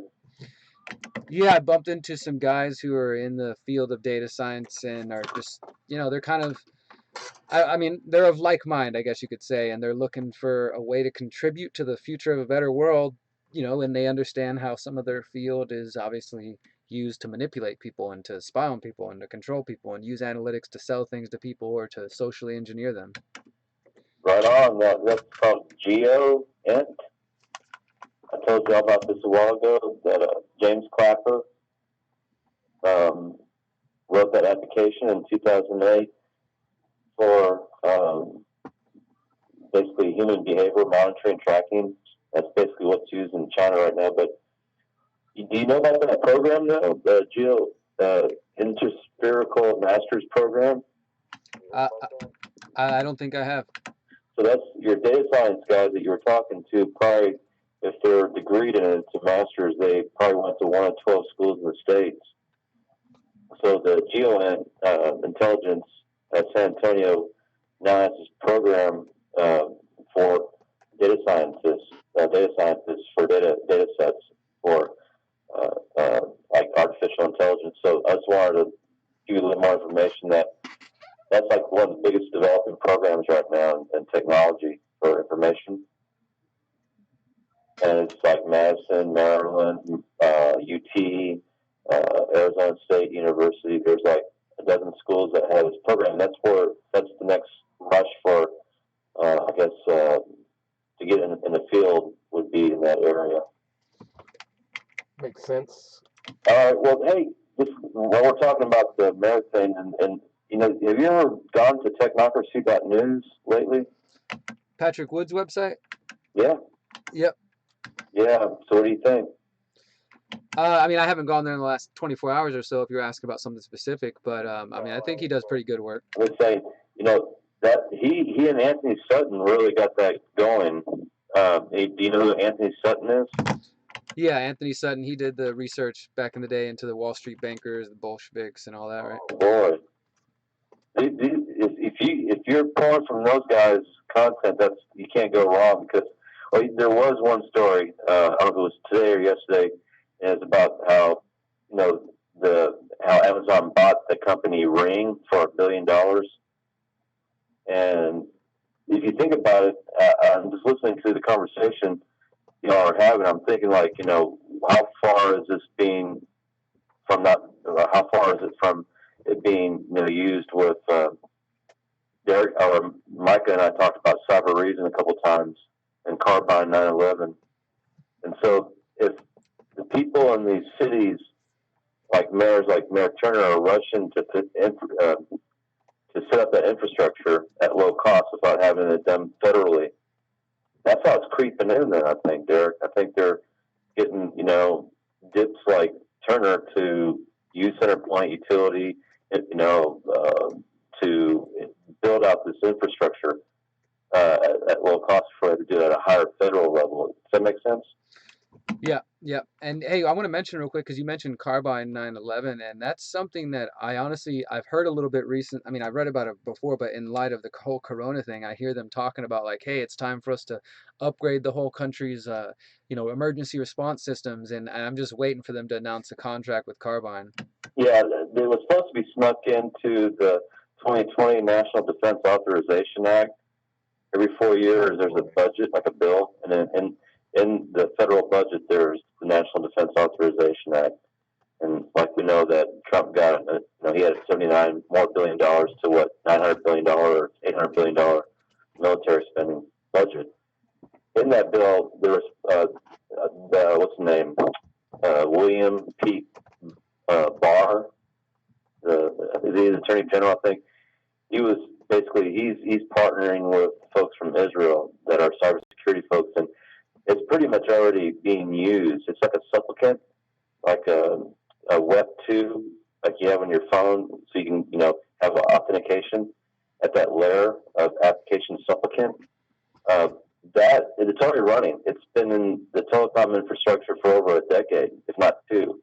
So it's like a layer 2. It's like a supplicant that can run over old telephone systems. So it's already there. Where the application's already running in the U.S.'s telephone systems. And if they basically start justifying it, like I thought they were going to do in the 2020 NDAA, but they're using it already. So that's part of a bigger overall infrastructure, Derek, of having that application, justification for throtting, shooters. That's the reason why they're trying to get it installed legally.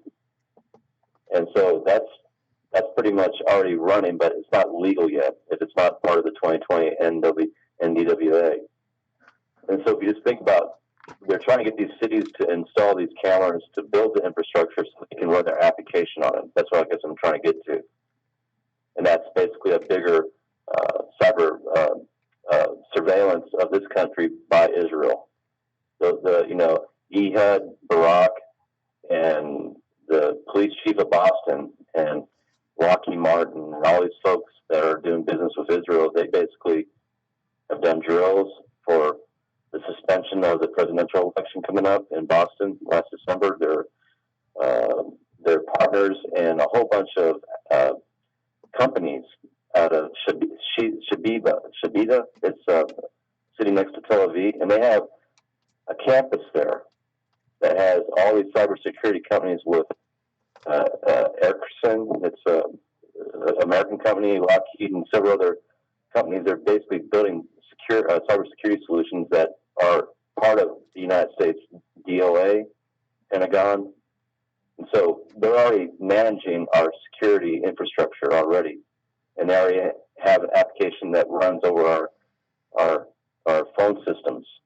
That's Carbine 911, to give you a long-winded description. Yeah, I got you. Hey, so you referencing as far as the studies, the simulations, the election, you're talking about Whitney's article, right, where they showed the potential for, they were describing like terror attacks with people hijacking the smart vehicles and crashing them into voters, and then the elections getting canceled, all kinds of crazy stuff. Right. So there was a show in Vegas just last month that basically for the artificial intelligence for cars. It's something of SCSEC. It's like a conference for modern technology and automotive. And that side of those Teslas were hijacked, or they had the means, and that's what they simulated, Derek. Very good.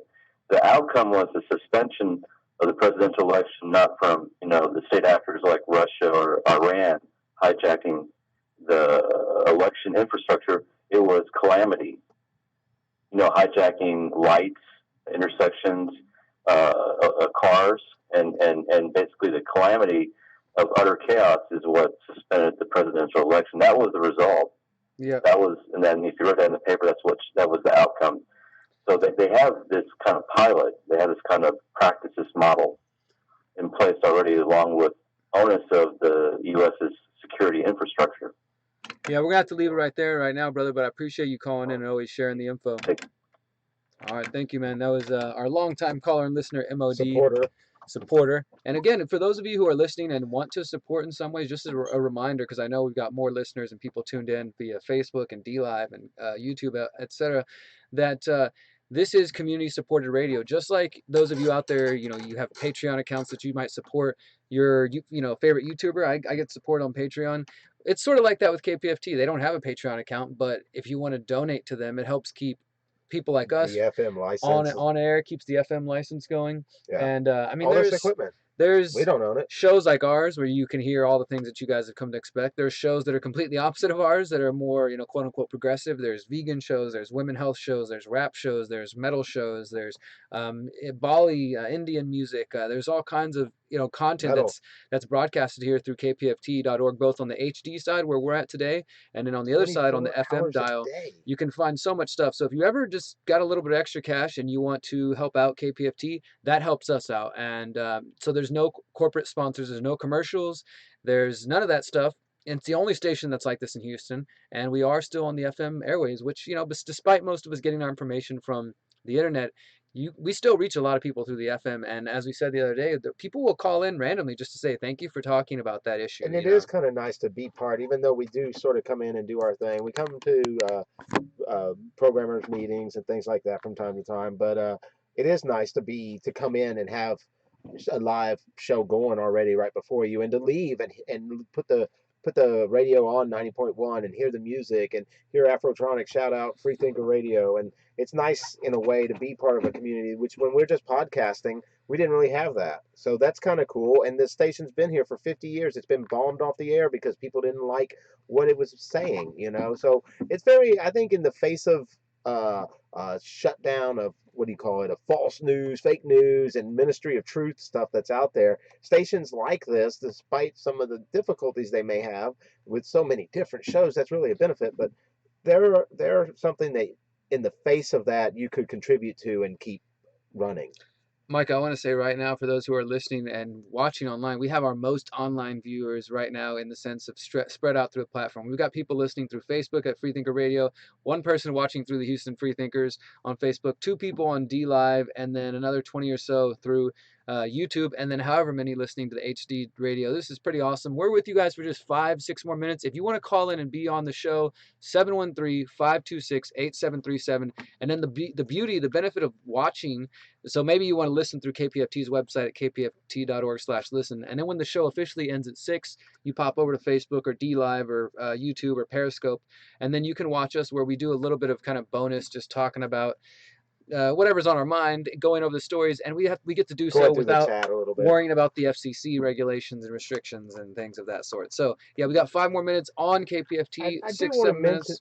I do want to mention, and yeah, like you said, if you want to call in the last few minutes and get on the show, 713-526-8737. If anything we've said, you know, you'd like to add to, or if it makes you see a analogous situation, I'd like to get into this story. I won't have enough time to cover it all. It's from Mint Press News, but it talks about Women's Day, you know, International Women's Day, and how it was sort of hijacked by military contractors and other giant corporations use the holiday to attempt to associate themselves with progressive causes and agendas.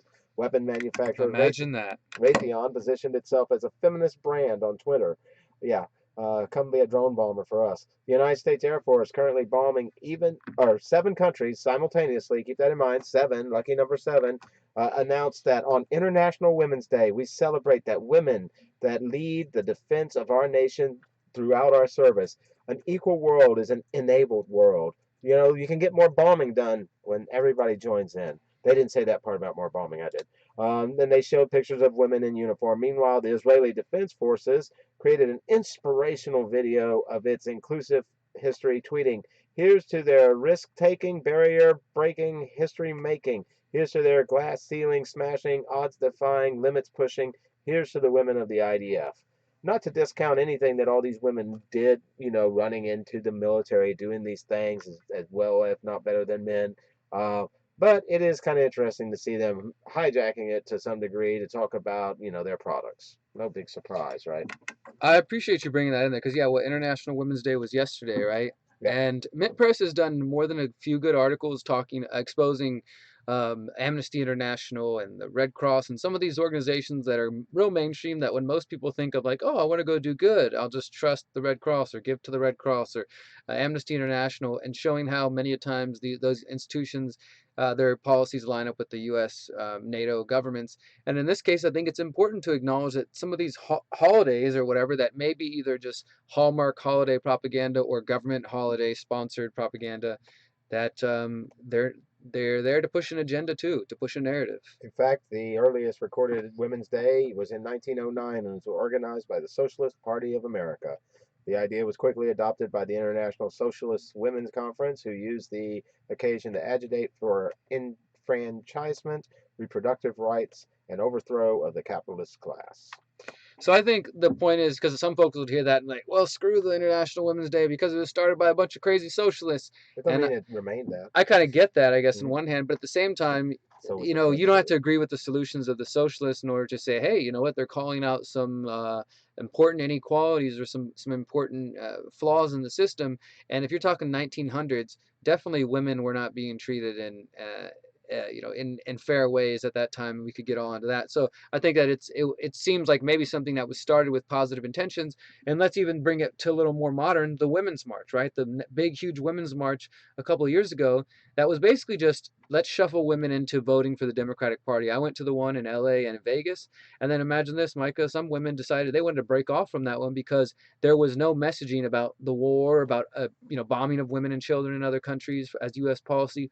So they created the Women's March on the Pentagon to focus specifically on that, right? And it just shows you that sometimes these movements are, and I think most of our listeners know that they're not always what they intend or what they're promoted as, right? And it's important to be skeptical. So I appreciate all of it's that. dependent on people and individual people, people who can make up a choice and take power in their hands and do things. And look at history. It's made by a lot of people that do. I had a great show today. I know we got some music. We both got different songs, but I think we only have time for one. So well, maybe we'll play both songs for the people who are watching on YouTube while we take a break and get ready to kind of wrap things up. But thank you to everybody who's been listening. This is Freethinker Radio, where we're here every Monday from 4 to 6 p.m. on the HD2 dial, and of course on FM Fridays from 3 to 4 p.m. And we're definitely gonna have some new information on Friday, so stay tuned to that. Let's go to some music as we close out. What you got, Ghost Ship Ritual, or you want to play Jay Soley? What do you want? Jay Soley. All right, Tower 7. Check this out. Freethinker Radio. Peace.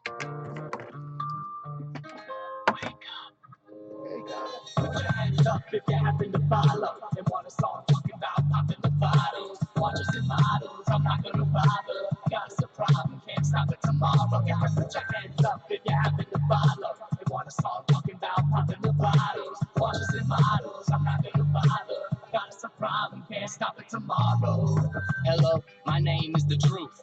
Solely throwing the grenade in the booth. See me delete these beats out.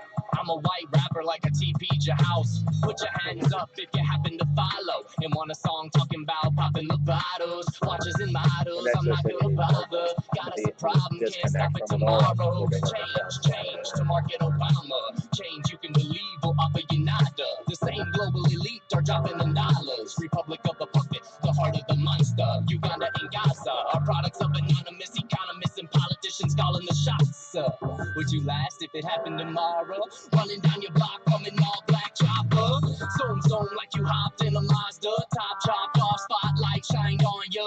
Drive faster, they're starting to catch up. Get a megaphone, start yelling your ass off. This ain't Germany, if you came to murder me, I'm going to the top, so you better aim vertically. Okay, certainly, this ain't brain surgery, just change the teleprompter like I'm Ron Burgundy. Put your hands up if you happen to follow. And want a song talking about popping the bottles. Watches and models, I'm not gonna bother. Got us a problem, can't stop it tomorrow. Gotta put your hands up if you happen to follow. And want a song talking about popping the bottles. Watches and models, I'm not gonna bother. Got us a problem, can't stop it tomorrow.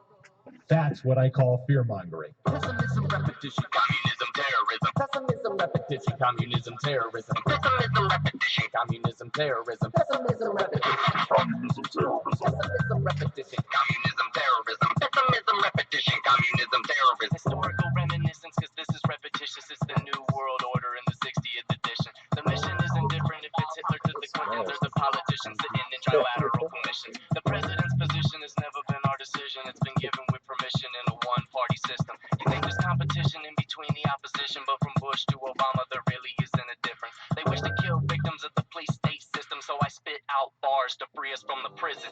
I can sound pop to bait you in, then spit real talk like a bait and switch. Take those kids who never gave two shits and make them give one just based on this. Listen to Rockefeller, old ambitions. They're all terrorists by their own definitions. Give a little kid a missile in the Middle East, tell them it's a competition to see who can live the least. They own television, that's why they don't mention the fact that Tower 7 was controlled demolition.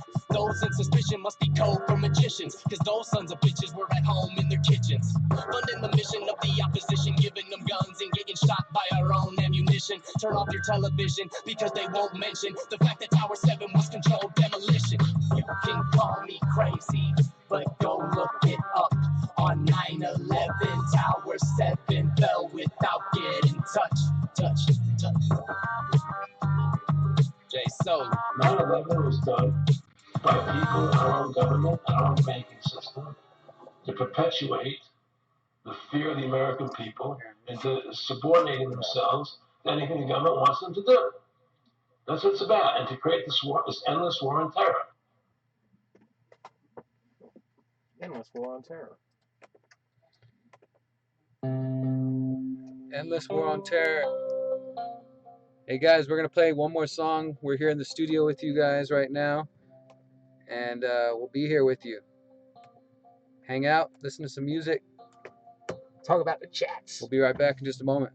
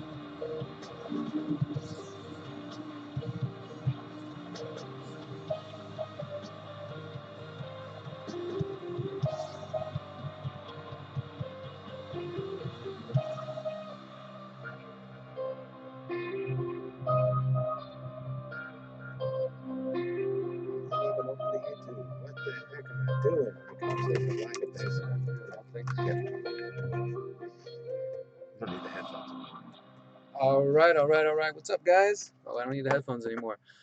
You're listening to the end of Freethinker Radio. Of course, we don't need the radio microphones or anything anymore. We're here in the studio. We don't even need these computers. Maybe we've shown you a little bit of the studio. Let me show you again. Give you This a little. is a little HD studio. So this let's is. show them the thing.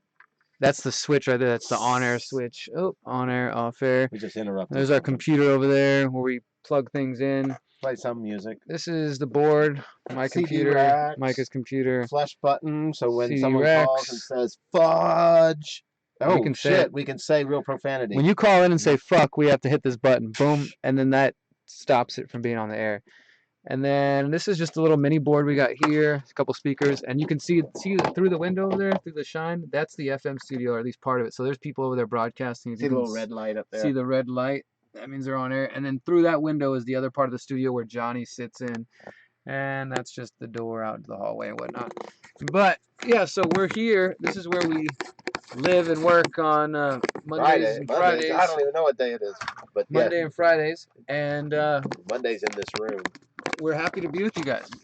We're happy to be here. Thanks for everybody calling in and all the comments, for everybody listening. I know that we had one commenter who was just asking on YouTube if there was any updates about Assange, and we did have people watching through DLive, through Facebook. Shout out to the couple of people watching on DLive, the people on Facebook, and everybody on YouTube, and anybody who watches this later or listens to it later, because it also is going to show up on BitChute. It automatically is out there now. And once the YouTube ends, it shows up on BitChute. So yeah, anybody who's watching it and checking it out. Somebody though asked if there was any updates on Assange. And there's not any specific updates that I've seen. We mentioned all last week about the extradition hearings. They're currently fighting to try to bring him to the United States and try to execute him, or who the hell knows what. But I just found this, which is about a week old, and I think it's relevant. And it actually brings together two stories. Micah, you remember a couple months back we had the interview with Tarak Haddad, the former Newsweek journalist who was blowing the whistle about the Syrian gas attacks, and how the OPCW, there was documents being leaked, and he tried to write about it for Newsweek, and they basically wouldn't let him do it, and he decided he had to quit. Well, he came together with another journalist, and this is an article from the watchdog.net, says leaked evidence shows that Assange's arrest came after he refused to name sources, which is what we've said for a while. A "Don't Extradite Assange" campaign sticker, it says Donald Trump offered Julian Assange clemency in return for confirmation that Seth Rich was the source of the leaked Democratic Party emails, only to push for the indictment of WikiLeaks founder when he refused to comply. Now, that's according to text messages that were released last week by Kim.com. And those who don't know who Kim.com is, he's a bigger than life personality from New Zealand, a real big dude, both physically and kind of like, I guess, mentally in his ideas. He was involved with Mega Download, I think, was his website. He'd been arrested for piracy and accusations, and he's got his whole other story. But he also has been following Julian Assange's story. He followed the Seth Rich story. For those who are unaware of that, Seth Rich worked for the Democratic Party. He was killed in what they said was a attempted murder in D.C., but he has also been cited by several people as the actual source for the WikiLeaks documents, because we know from Veterans Intelligence Professionals for Sanity, or VIPS, which is run by William Binney, who's a former NSA whistleblower, and others.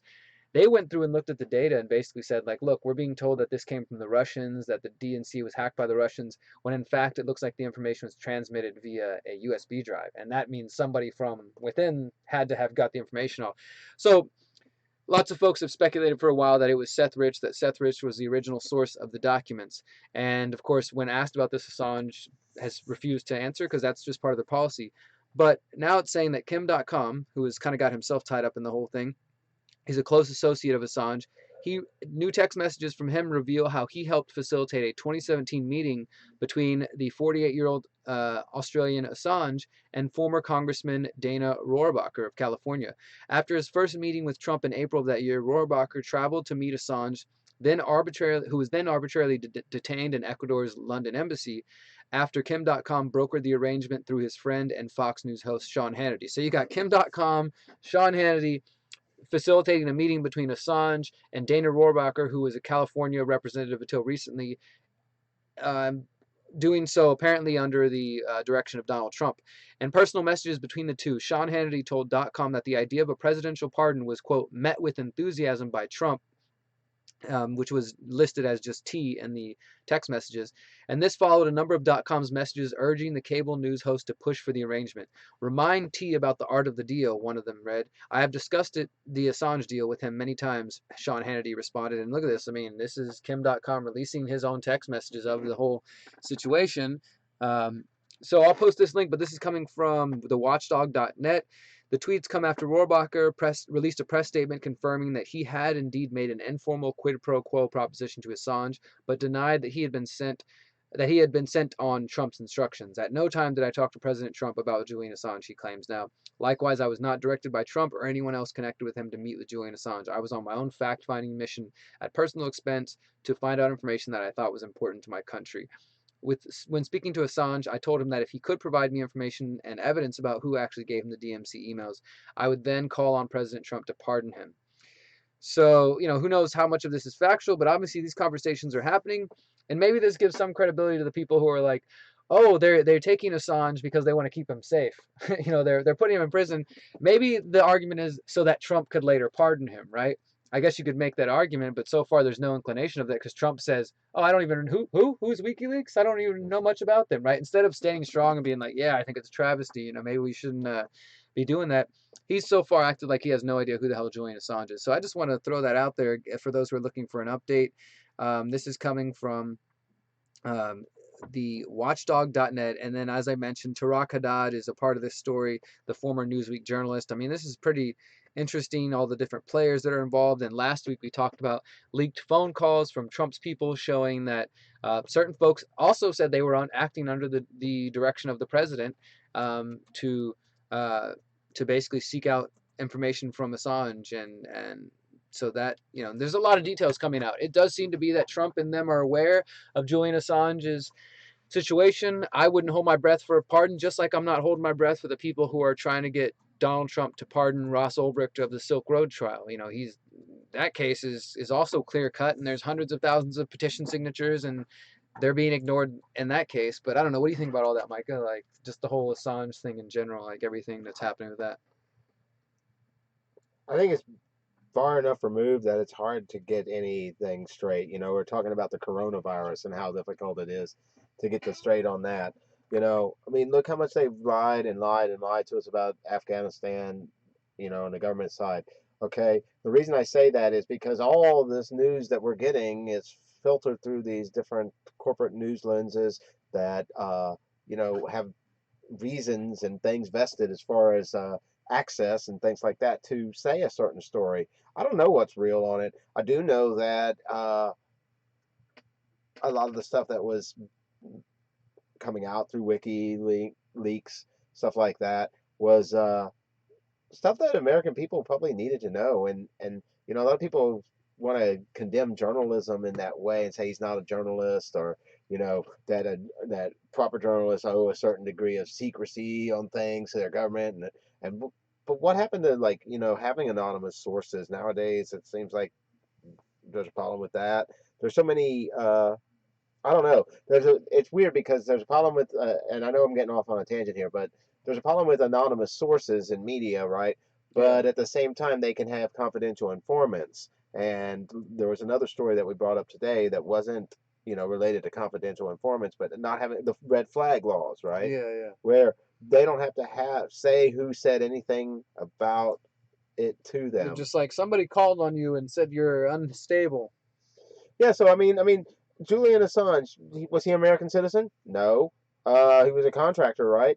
And he probably had some kind of non-disclosure agreement to information that he saw there.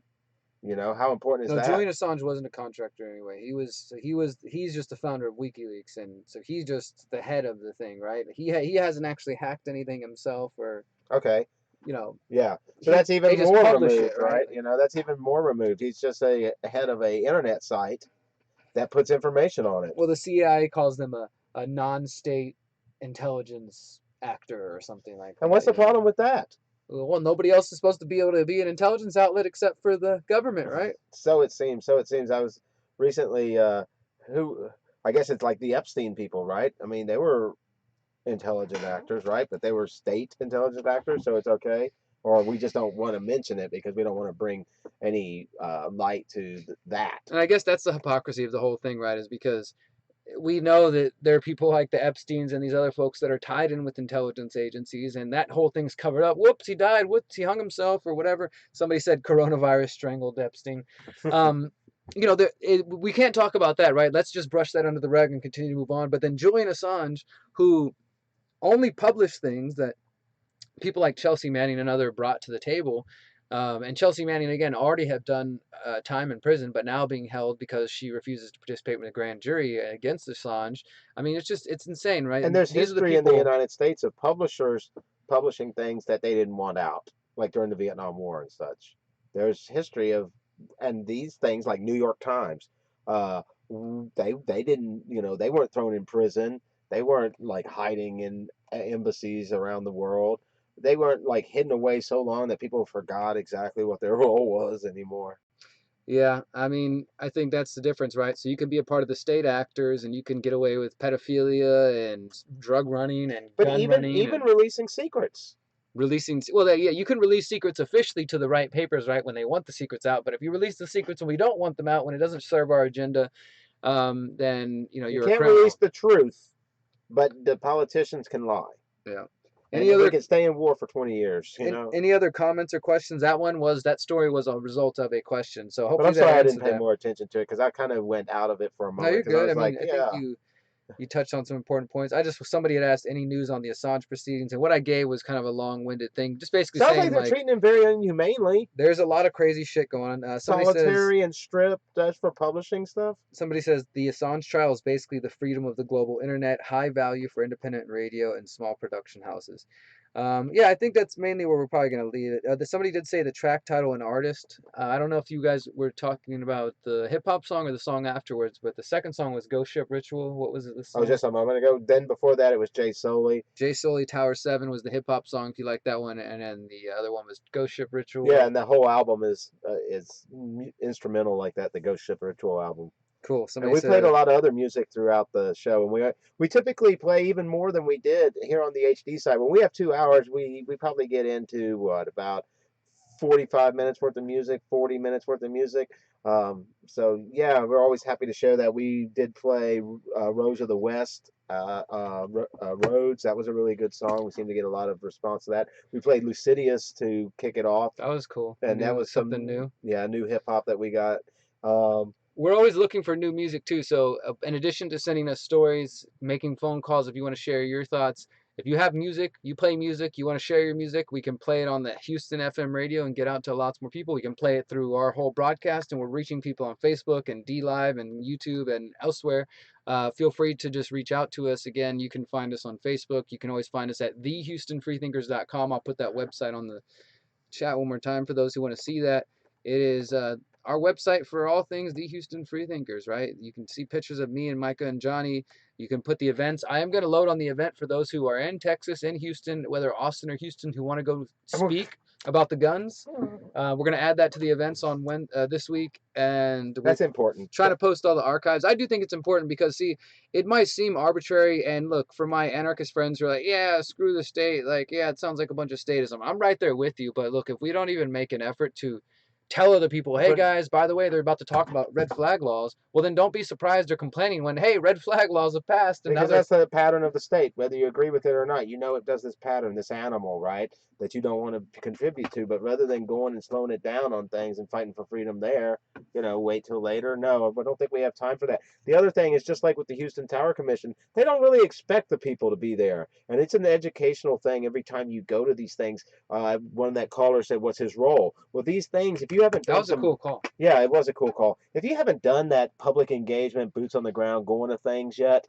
then maybe you want to dabble in that a little bit, because there's a lot to be learned that when you stop doing that or don't do that, that about the world, and how these meetings use things like Robert's rules to control what's happening and use the security guards to arrest anyone that says anything controversial, or just different ways. And so if nobody's there, then the dialogue is just theirs, because that's what they're saying it is, and they've got the guns and the money. So we got to do what we can to influence the conversation however we can. I think we're gonna leave it there, guys.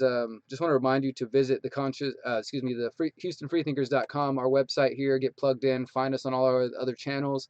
A lot of the music you heard today can be found at Visionary Noise on Facebook and Bandcamp and other places, right? Yeah, a lot of people I noticed. Yeah, everything we play you can pretty much find out there if you know how to search. It's not hard, right? But yeah, I was stumbling through the comments, and we could go on forever. And I think that eventually we will be going on a lot longer on these after shows, maybe 20 minutes like this. I do love these. There's issues in here where people are going into mental health and felony records and stuff, and how that affects different decisions. I think that's really interesting. I don't have time to get into it. But one thing we didn't talk about that I do want to mention is our efforts to get more free stuff for the audience, especially now that we're down here in the more special audience, right? Those that hung on to the last minute. I was at Otonana Trio. They're a band from Japan. We play often here. They gave me a stack of small shirts to give out to people. So we got those, You got and we got shirts? more stuff that's coming up. I think we might have dinner and other things coming up as well. So tune in Friday on the FM side. You can listen kpft.org or watch us stream on the Conscious Resistance. And we're going to look to try to get more things that you can receive. We're out here asking you for support for the radio station. That support goes directly to the station. It's not to us. We don't get paid to be here, except in the reward of all these friends and the ability to talk about important issues and play music we love. And that is reward enough. But the station does need to keep the electricity on. So at the same time, we think that if we get more good stuff to give away, and we've given away comedy tickets and festival tickets, dinners. Food. We're giving away food. We're going to try to have some more food to give away soon from like Corny Vibes and others. And we are working on getting, if those of you out there who have a business or have a product and things you'd like to contribute in a way for us to give things away and maybe promote a little bit of your activities, reach out to us, because we want to also be able to offer gifts and businesses are part of the community. People, things that aren't just based in Houston. For those of you who are Yes. listening in Denver, Colorado, or Colorado Springs or whatever, something that could still be valuable whether you live in Houston or not. So if you've got a business, a product, and you want to talk about that and we can brainstorm on ideas, feel free to reach out to us. So if you're in the Federal Reserve and you make money, reach out to us. Give us money. Give us money to give to our crowd. We'll be the helicopter. All right, guys. Till next time, remember, this is Freethinker Radio, and see Live you free, on think Friday. free. Live free, think free, and you will be free. Peace. Love you, people. Peace.